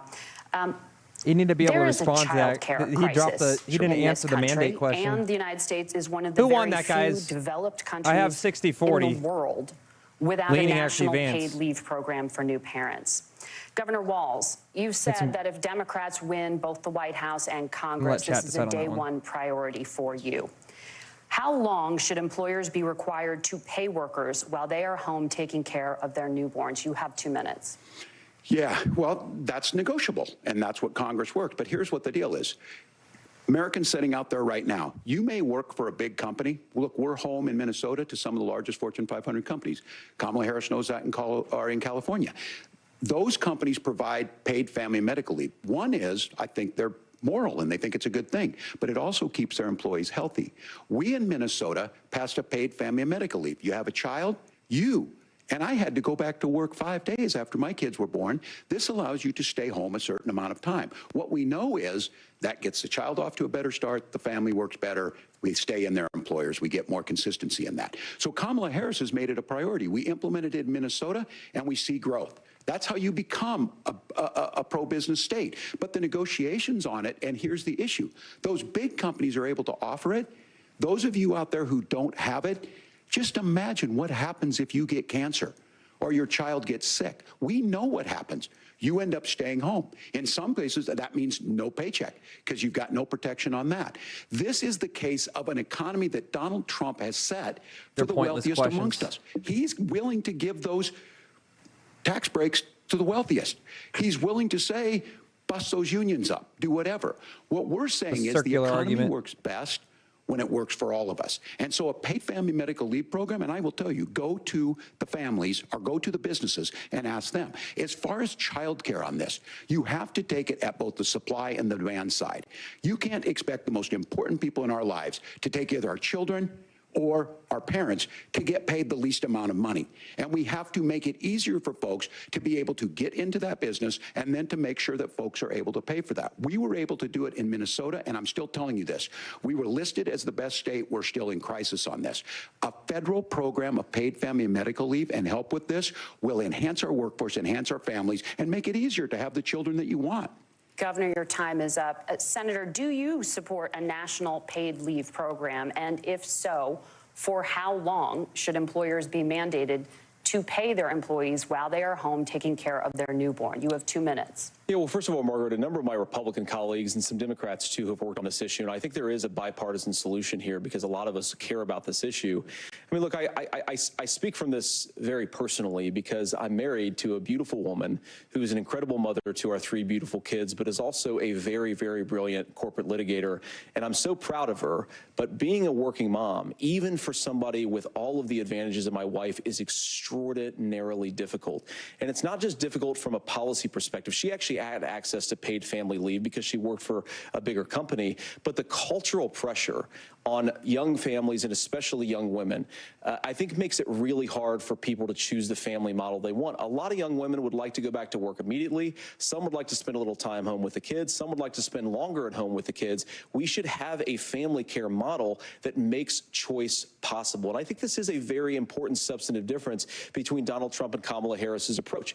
I mean, look, if you look at the federal programs that we have that support paid family leave right now, the Community Development Block Grant, and there's another block grant program that spends a lot of money from the federal government.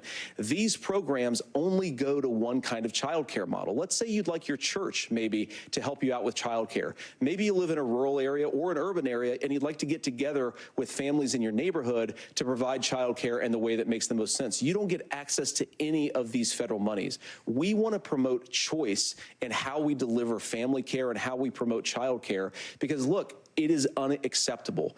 And, you know, of course, Tim and I have been on the campaign trail a lot the past 7 or 8 weeks. And one of the biggest complaints I hear from young families is people who feel like they don't have options, like they're choosing between going to work or taking care for their kids. That is an incredible burden to put on American families. We're the only country that does it. I think we could do a heck of a lot better. Senator, thank you. You have also said, Senator Vance, many things about the American family. The Federal Reserve says parents will spend nearly as much on child care as they do on housing each month. So I want to get your thoughts on this. President Trump recently said, as much as child care is talked about as being expensive, it's relatively speaking not very expensive compared to the kinds of numbers we'll be taking in. Is President Trump committed to the $5,000 per child tax credit that you have described? You have 1 minute. Well, what President Trump said, Margaret, I just want to defend my running mate here a little bit, is that we're going to be taking in a lot of money by penalizing companies for shipping jobs overseas and penalizing countries who employ slave laborers and then ship their products back into our country and undercut the wages of American workers. It's the heart of the Donald Trump economic plan. Cut taxes for American workers and American families. Cut taxes for businesses that are hiring and building companies in the United States of America, but penalize companies and countries that are shipping jobs overseas. That's the heart of the economic proposal. And I think what President Trump is saying is that when we bring in this additional revenue with higher economic growth, we're going to be able to provide paid family leave, child care options that are viable and workable for a lot of American families. Can you clarify how that will solve the child care shortage? Well, because as Tim said, a lot of the child care shortages, we just don't have enough resources going into the multiple people who could be providing family care options. And we're going to have to, unfortunately, look, we're going to have to spend more money. We're going to have to induce more people to want to provide child care options for American families, because the reason it's so expensive right now is because you've got way too few people providing this very essential service. Thank you, Senator. Governor Walz, your ticket also has some child care tax credit proposals. Do you think Congress will agree to the $6,000 credit for newborns and $3,000 credit for children over the age of 6, as your campaign has promised? Is that realistic? Well, if these members of Congress are listening to anybody, I can tell you, and this is the biggest issue. Everybody listening tonight knows. I mean, I'm sure they were shocked to hear it's not that expensive. And let's be clear, whether it's $5,000 or $6,000, that pays you about 3 or 4 months. Let's be clear of where we're at on this. It's because we got out of an imbalance on this. We thought we were going to get by not paying people. I don't think Senator Vance and I are that far apart. I'm not opposed to what he's talking about on options. We've done scholarships types of things. I think we need to be open to making the case. But the issue here is, the question you asked is, you're not going to pay for it with these tariffs. That's just adding another $4,000 on the family and taking less. So not only do they not get the money to pay for that, they're $4,000 in the hole. That's Wharton School. That's his alma mater. And so I think the issue here is, if those members of Congress, I can't believe they're not here. When I go to businesses, sure, they'll talk about taxes sometime, but they will lead with childcare and they will lead with housing, because we know the problem is, especially in a state like Minnesota, we need more workers because our economy's growing, but we need the workforce. Governor, thank you. We need to move on. Nora? Let's talk about the state of democracy, the top issue for Americans after the economy and inflation. January 6th. After the 2020 election, President Trump's campaign and others filed 62 lawsuits contesting the results. Judges, including those appointed by President Trump and other Republican presidents, looked at the evidence and said there was no widespread fraud. The governors of every state in the nation, Republicans and Democrats, certified the 2020 election results and sent a legal slate of electors to Congress for January 6th. Senator Vance, you have said you would not have certified the last presidential election and would have asked the states to submit alternative electors. That has been called unconstitutional and illegal. Would you again seek to challenge this year's election results, even if every governor certifies the results? I'll give you 2 minutes. Well, Nora, first of all, I think that we're focused on the future. We need to figure out how to solve the inflation crisis caused by Kamala Harris's policies, make housing affordable, make groceries affordable, and that's what we're focused on. But I want to answer your question because you did ask it. Look, what President Trump has said is that there were problems in 2020, and my own belief is that we should fight about those issues, debate those issues peacefully in the public square, and that's all I've said, and that's all that Donald Trump has said. Remember, he said that on January the 6th, the protesters ought to protest peacefully. And on January the 20th, what happened? Joe Biden became the president, Donald Trump left the White House, and now, of course, unfortunately, we have all of the negative policies that have come from the Harris-Biden administration.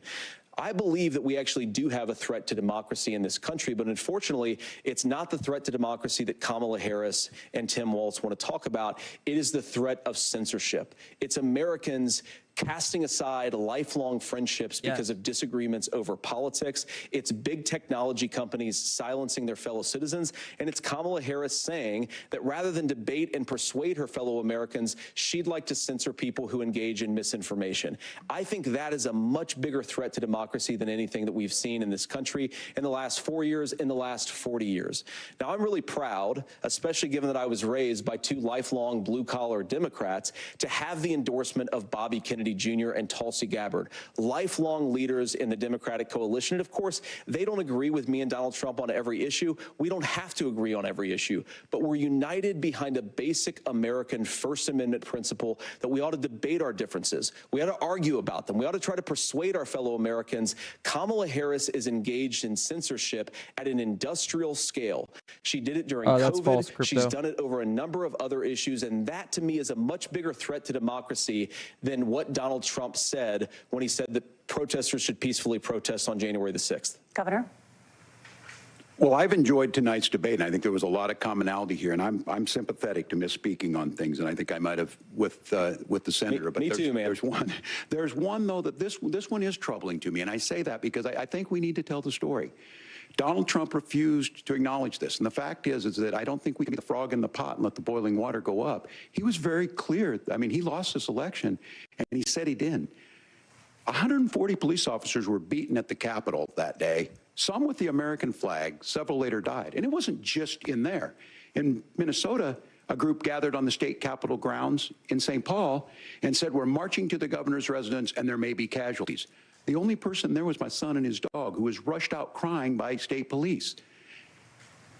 That issue, and Mike Pence standing there as they were chanting, hang Mike Pence.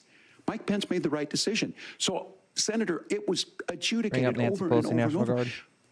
I worked with kids long enough to know, and I said as a football coach, sometimes you really want to win, but the democracy is bigger than winning an election.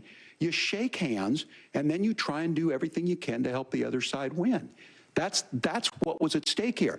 Now, the thing I'm most concerned about is the idea that imprisoning your political opponents, already laying the groundwork for people not accepting this. And a president's words matter. He didn't imprison Hillary Clinton. Words matter. People hear that. So I think this issue of settling our differences at the ballot box, shaking hands when we lose, being honest about it, but to deny what happened on January 6th, the first time in American history that a president or anyone tried to overturn a fair election and the peaceful transfer of power. And here we are 4 years later in the same boat. I will tell you this, that when this is over, we need to shake hands this election, and the winner needs to be the winner. This has got to stop. It's tearing our country apart. Margaret? Senator Vance, did you want to respond to that? Yeah, well, look, Tim, first of all, It's really rich for Democratic leaders to say that Donald Trump is a unique threat to democracy when he peacefully gave over power on January the 20th, as we have done for 250 years in this country. We are going to shake hands after this debate and after this election. And of course, I hope that we win, and I think we're going to win. But if Tim Walz is the next vice president, he'll have my prayers, he'll have my best wishes, and he'll have my help whenever he wants it. But we have to remember that for years in this country, Democrats protested the results of elections. Hillary Clinton in 2016 said that Donald Trump had the election stolen by Vladimir Putin because the Russians bought like $500,000 worth of Facebook ads. This has been going on for a long time.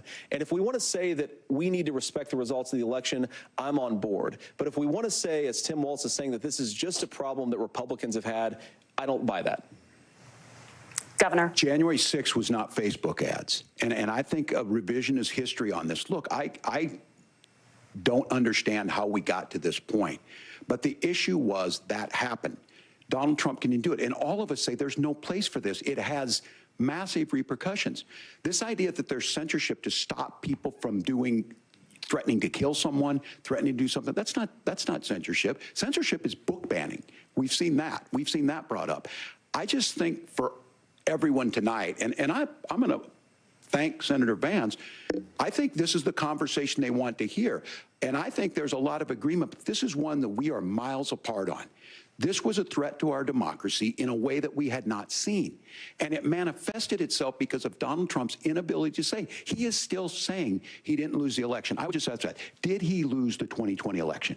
Tim, I'm focused on the future. Did Kamala Harris censor Americans from speaking their mind in the wake of the 2020 COVID situation? That is a damning non-answer. It's a damning non-answer for you to not talk about censorship. Obviously, Donald Trump and I think that there were problems in 2020. We've talked about it. I'm happy to talk about it further. But you guys attack us for not believing in democracy. The most sacred right under the United States democracy is the First Amendment.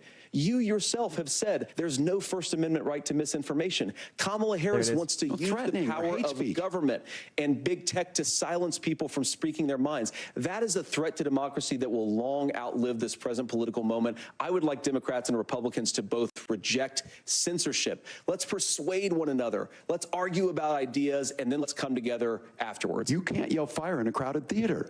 That's the test. That's the Supreme Court test. Tim, fire in a crowded theater. You guys wanted to kick people off of Facebook for saying that toddlers shouldn't wear masks. Senator, the governor does have the floor. Fire in a crowded theater. That is criticizing the policies of the government, which is the right of every American. Senator, the governor does have the floor for 1 minute to respond to you. Yeah, well, I don't run Facebook. What I do know is I see a candidate out there who refused, and now again, and this, I'm pretty shocked by this.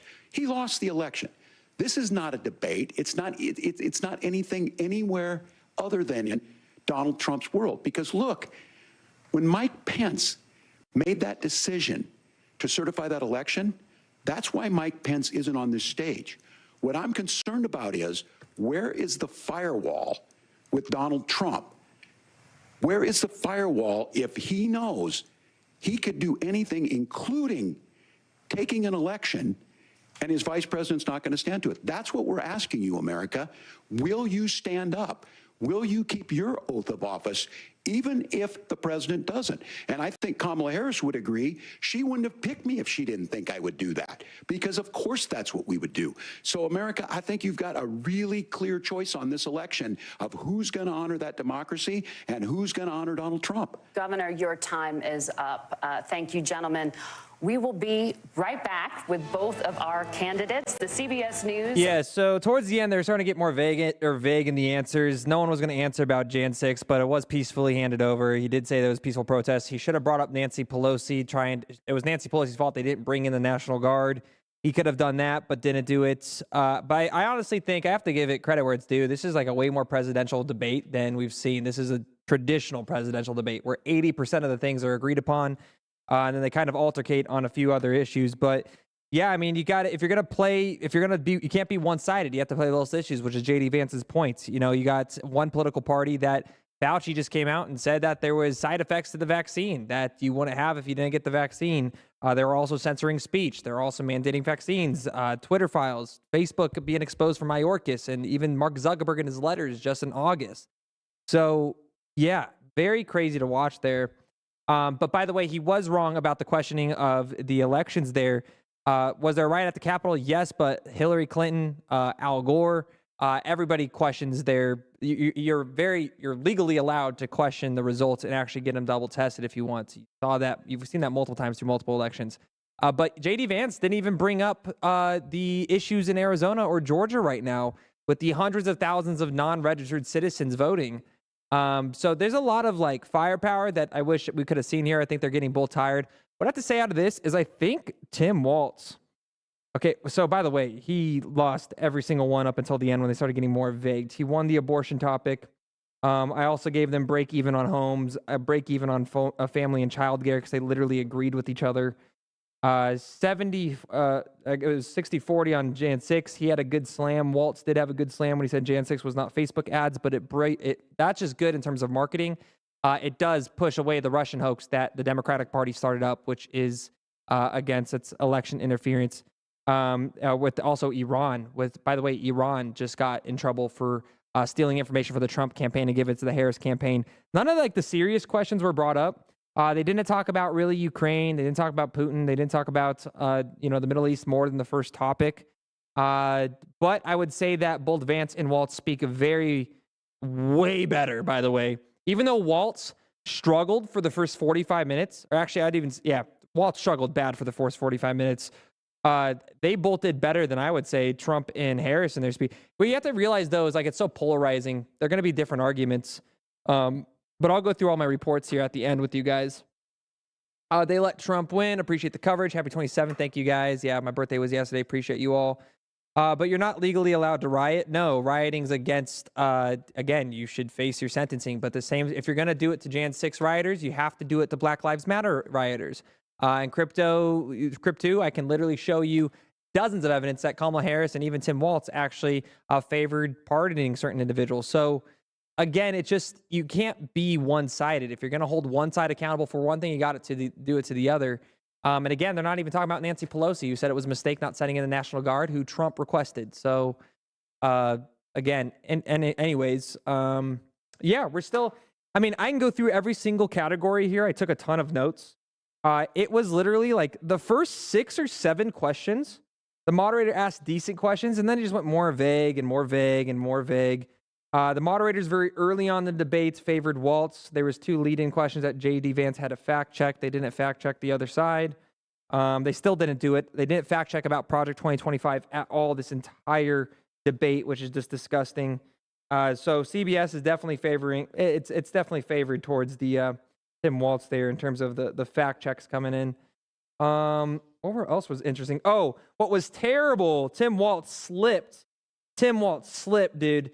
And he did not mean this. And I actually like Tim Walz way more after watching. I'm still a fan of J.D. Vance, but I respect Walz a lot more. I think he's actually a lot better than the media likes to portray him as a dad, not as a vice president.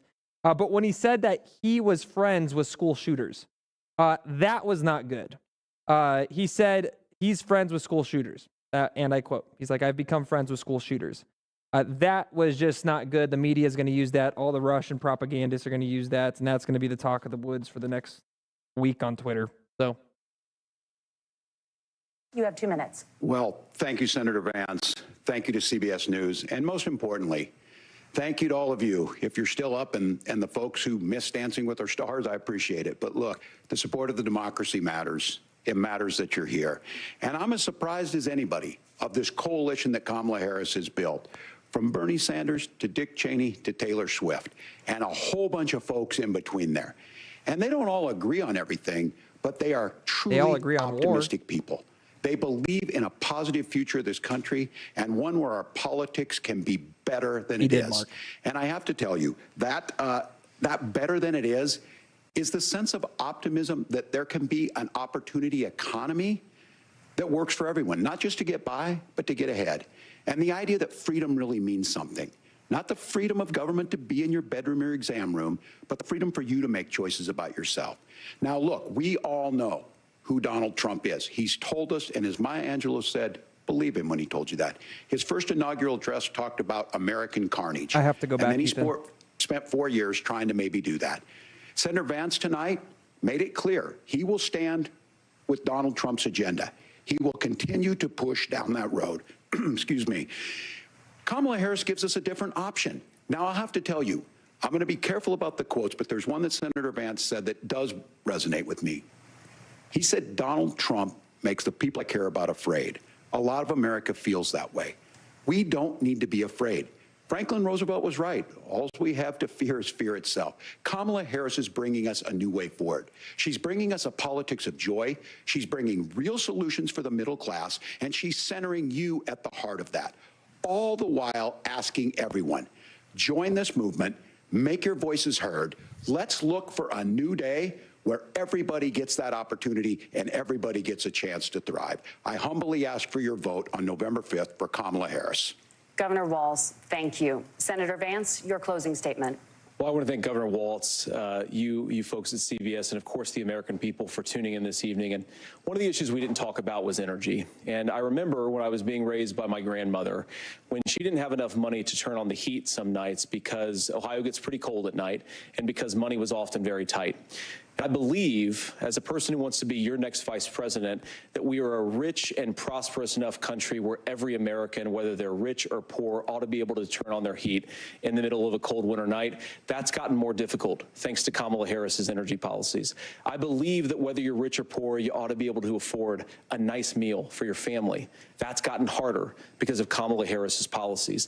I believe that whether you're rich or poor, you ought to be able to afford to buy a house. You ought to be able to live in safe neighborhoods. You ought to not have your communities flooded with fentanyl, and that too has gotten harder with because of Kamala Harris's policies.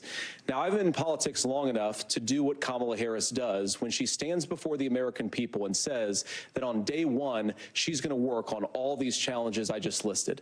She's been the vice president for 3.5 years. Day one was 1,400 days ago, and her policies have made these problems worse.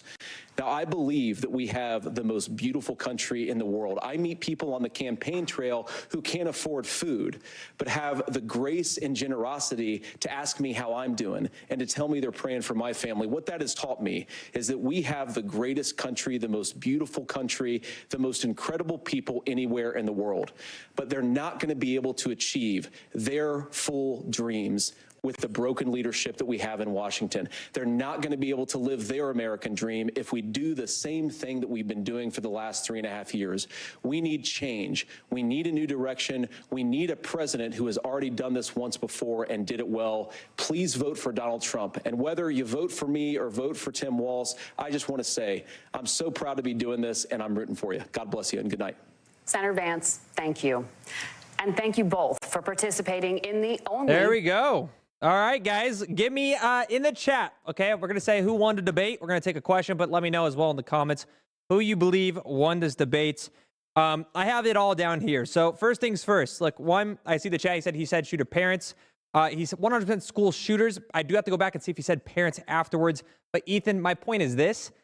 And I think you can all agree on the chat. I didn't mean that in a derogatory way. I am just saying the media is going to clip that, and that's a very unfortunate scenario, but that's the reality that we live with Twitter when you have people like Dean and Parkers that literally just spew propaganda. These are people that sit on there, say he's a convicted felon. Trump's not a convicted felon of those 34 felonies, guys. It hasn't been decided yet.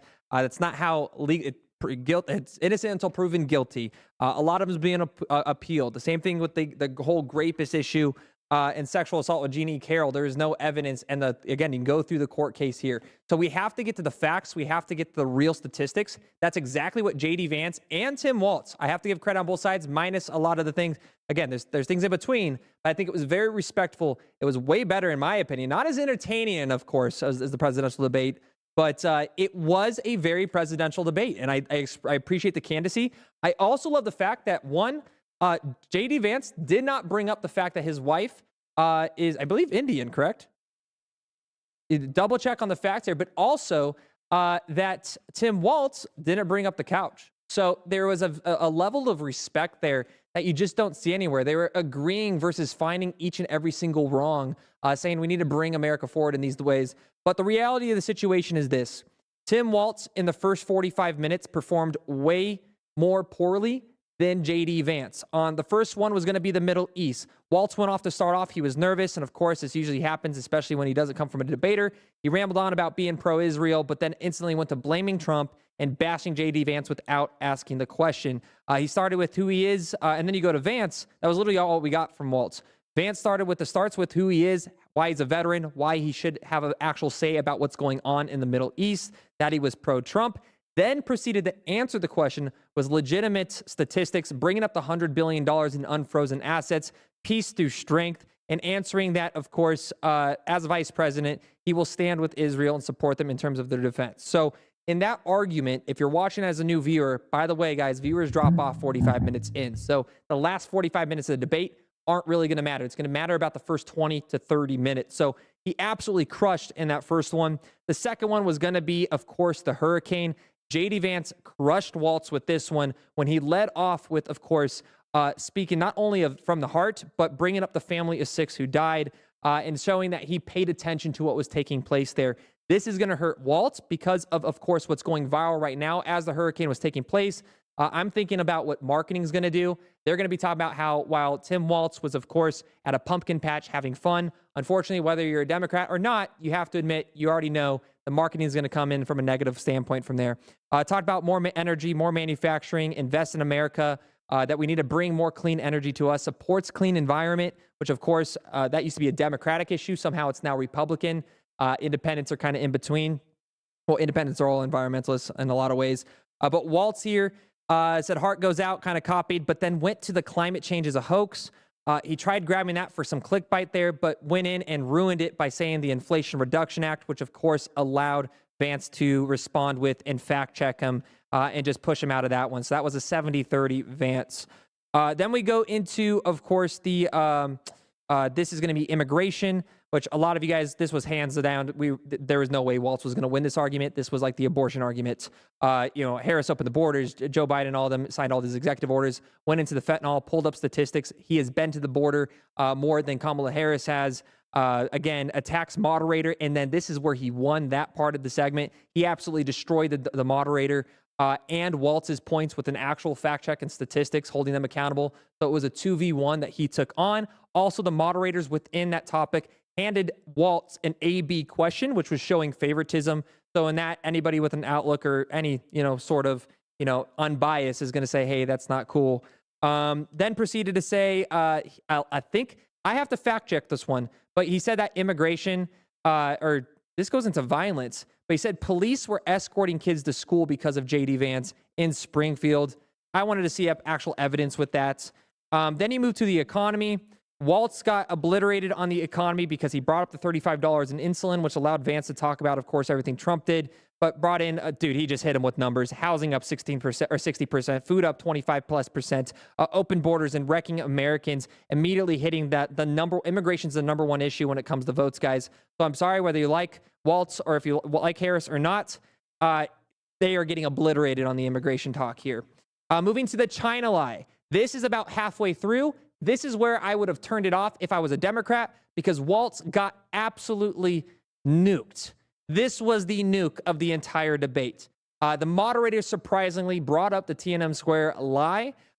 Tim Walz ran around the entire question, did not even address it. They had to ask it a second time, could not explain, didn't own it, and admitted to lying about the overall statement.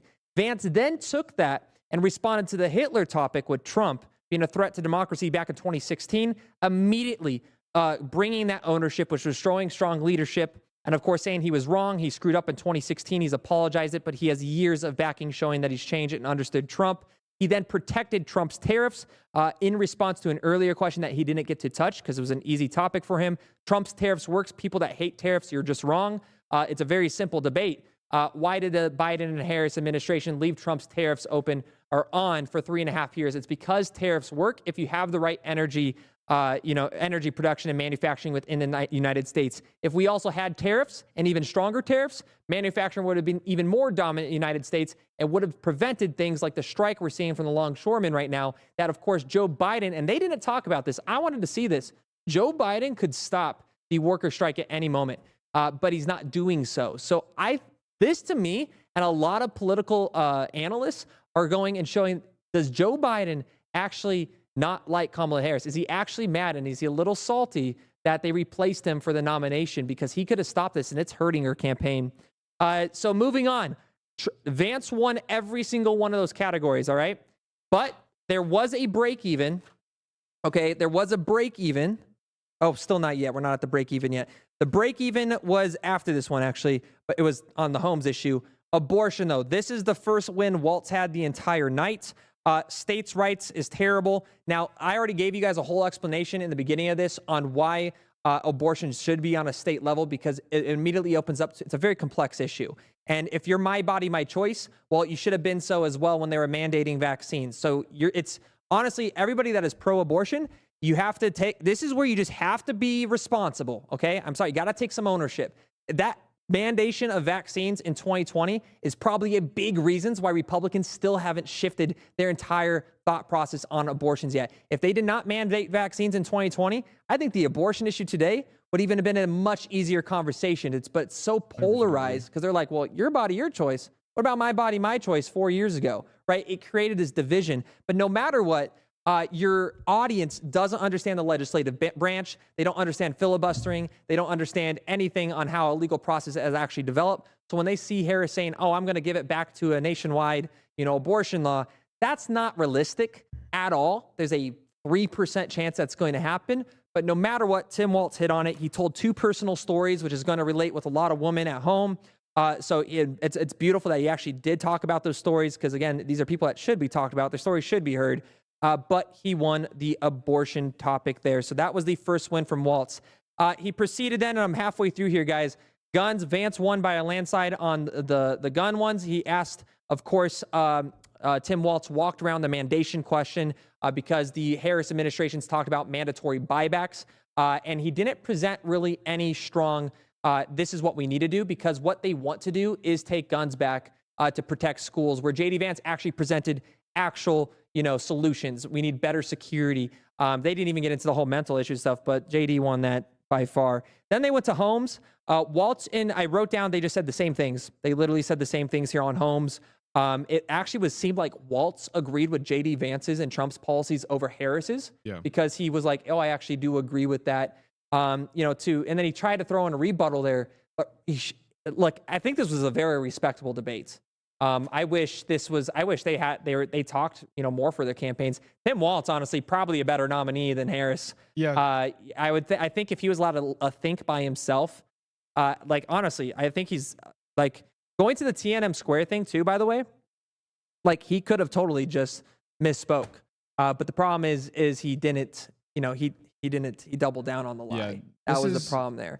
But going to the school shooting victims, very sympathetic, very, I would say moral, very emotional. His son's been through a shooting as well, 17 years old, which is horrific. JD Vance showed a lot of, sympathy, though, and, shared his condolences for everything that they've been through. But again, I have to give it, of course, to the Vance there because of the walk around of the question there from Walz. Child care and family was break even on. If you guys didn't know this, the entire Harris campaign and their, the family with the child tax credit, that comes from JD Vance. So same policies there. And then Jan 6, I put it 60-40. I think what he should have done, he did a great job saying, hey, the biggest threat against democracy is censorship, because that immediately is going to relate with a very large scale audience out there to kind of suppress the situation. Out of respect, though, he's not going to admit that he believes it wasn't overturned or disputed, because, guys, look, let's face it, it was. No one died on Jan 6. Got to get over it. Okay. Sorry, that's a lie. One person did die. It was a protester. And I always forget to now, I think it's Abbott. I forget how to pronounce her name. I always forget, but it was from Nancy Pelosi's bodyguard. And again, heart goes out to her, because I think that was it was brutal with what happened there. They didn't even tase or anything. It was great, to what happened there. But again, we can't talk about that too much on this channel. So do your own research on that. But I think any form of riot, guys, you should be held accountable. You should be, have your justice on both sides. Again, this is where we have to just move from the past, move forward, and just as an American society, hold everybody accountable the same way, not because of your political ideology. Is it still pumping? Yes, Bitcoin's at almost $61,800. So shout out to anybody that got in here. I have, who do you call it here? Isaac with me behind the sticks here. It's Ashley Babbitt. Thank you, Moto. It's the name and how it's spelt. I always get it wrong, and I feel so bad, but it is Ashley Babbitt, and she'll be forever remembered. Let's move to what do we have next, right? So Walz, he won. So it was Guns, Homes. 11 I didn't even write down here, and then I literally stopped. Just the Invest in America at the end was just boring. I just stopped listening because they were just going into circular arguments about everything at the end. So yeah, very clear. 80, it'd be a 90% win rate on, and I'm trying to do this unbiasedly as possible. Again, you guys know I'm going to be biased in a way because research, etc. But when I'm just everything I wrote down, guys, all the notes I took, I think you guys can say I think I fairly assessed the entire debate there for you guys. So let me know what you guys think in the chat here below, though. I appreciate you guys for joining me on these. I love covering these. I think it's super important to watch both sides. Whether or not you are here rooting for one to get cooked or not, that was I think, huge refresher for just Americans that were watching today. I don't know if your mic works, but it does. Yeah, what were your thoughts on that? How do you feel after watching so much chaos, so much emotional, so much polarization between two candidates that literally Kamala Harris spreading multiple hoaxes, not getting fact-checked, 3-on-1 from moderators against Donald Trump. Some people are going to be like, well, Donald Trump doesn't speak as well. It's like, well, he's having a 3-on-1 and they're literally spreading propaganda. So how do you fight that back, right? To then go to two political candidates that honestly respected each other way more, had more of a candid conversation. I think CBS, despite not fact-checking and still showing a little bit of bias in the beginning, way better moderation from 100%. CBS here than ABC. What are your thoughts, Go?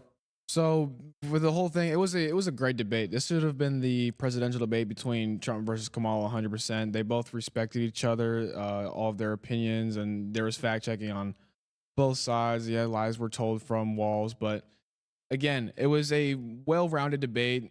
It was they brought up some great points. It was again from I'm somewhat biased because yes, I've done my research like you have, Josh, and but in an unbiased manner, it was close. It was 60-40, I would say, for some topics, and Vance did do some dragging with Walz, in my opinion, but hey, it was a great debate. They both respected each other, their opinions, religion, all that stuff. So it was a great debate. I'm glad I was able to be a part of this. Not be a part of this as in What's that? Never mind. You no, go for it. No, I messed up what I was gonna say. It was just, yeah. No, I think it was great. I think chat seems to agree. Thank you guys all being here tonight. Little quick market update. Bitcoin is pumping. It's at 61.74. I really don't care what CBS has to say or NBC has to say because, again, they have the exact moderators that were complete trash afterwards. But I think America's a little refreshed. I think they are. Yeah. But, again, if you're watching the first 45 minutes of this, it was a clear landslide win in the beginning. But it was really – I think what was just cool is to see, over the maturity of the conversation, just Vance did not change. I mean, he was, very respectful, very polite. Yeah. Didn't choose the dig when he needed to. He just allowed, Tim Walz to speak and then ultimately be either fact-checked by JD Vance in a minute or, just sound that was bad for JD or for Tim Walz, unfortunately. But well, I don't think unfortunately. Yeah. Because I'm voting again for crypto, immigration, anti-war, pro-environment, and energy production. Amen, brother. As well as an efficiency agency, which none of and anti-censorship. So it's hard for me to Second Amendment, ever look on the other side here, especially if you're in crypto, guys, because you have to realize the advisors here. Larry Summers, huge Secretary of State. Look up Larry Summers' position under Bill Clinton. I'm breaking my brain right now.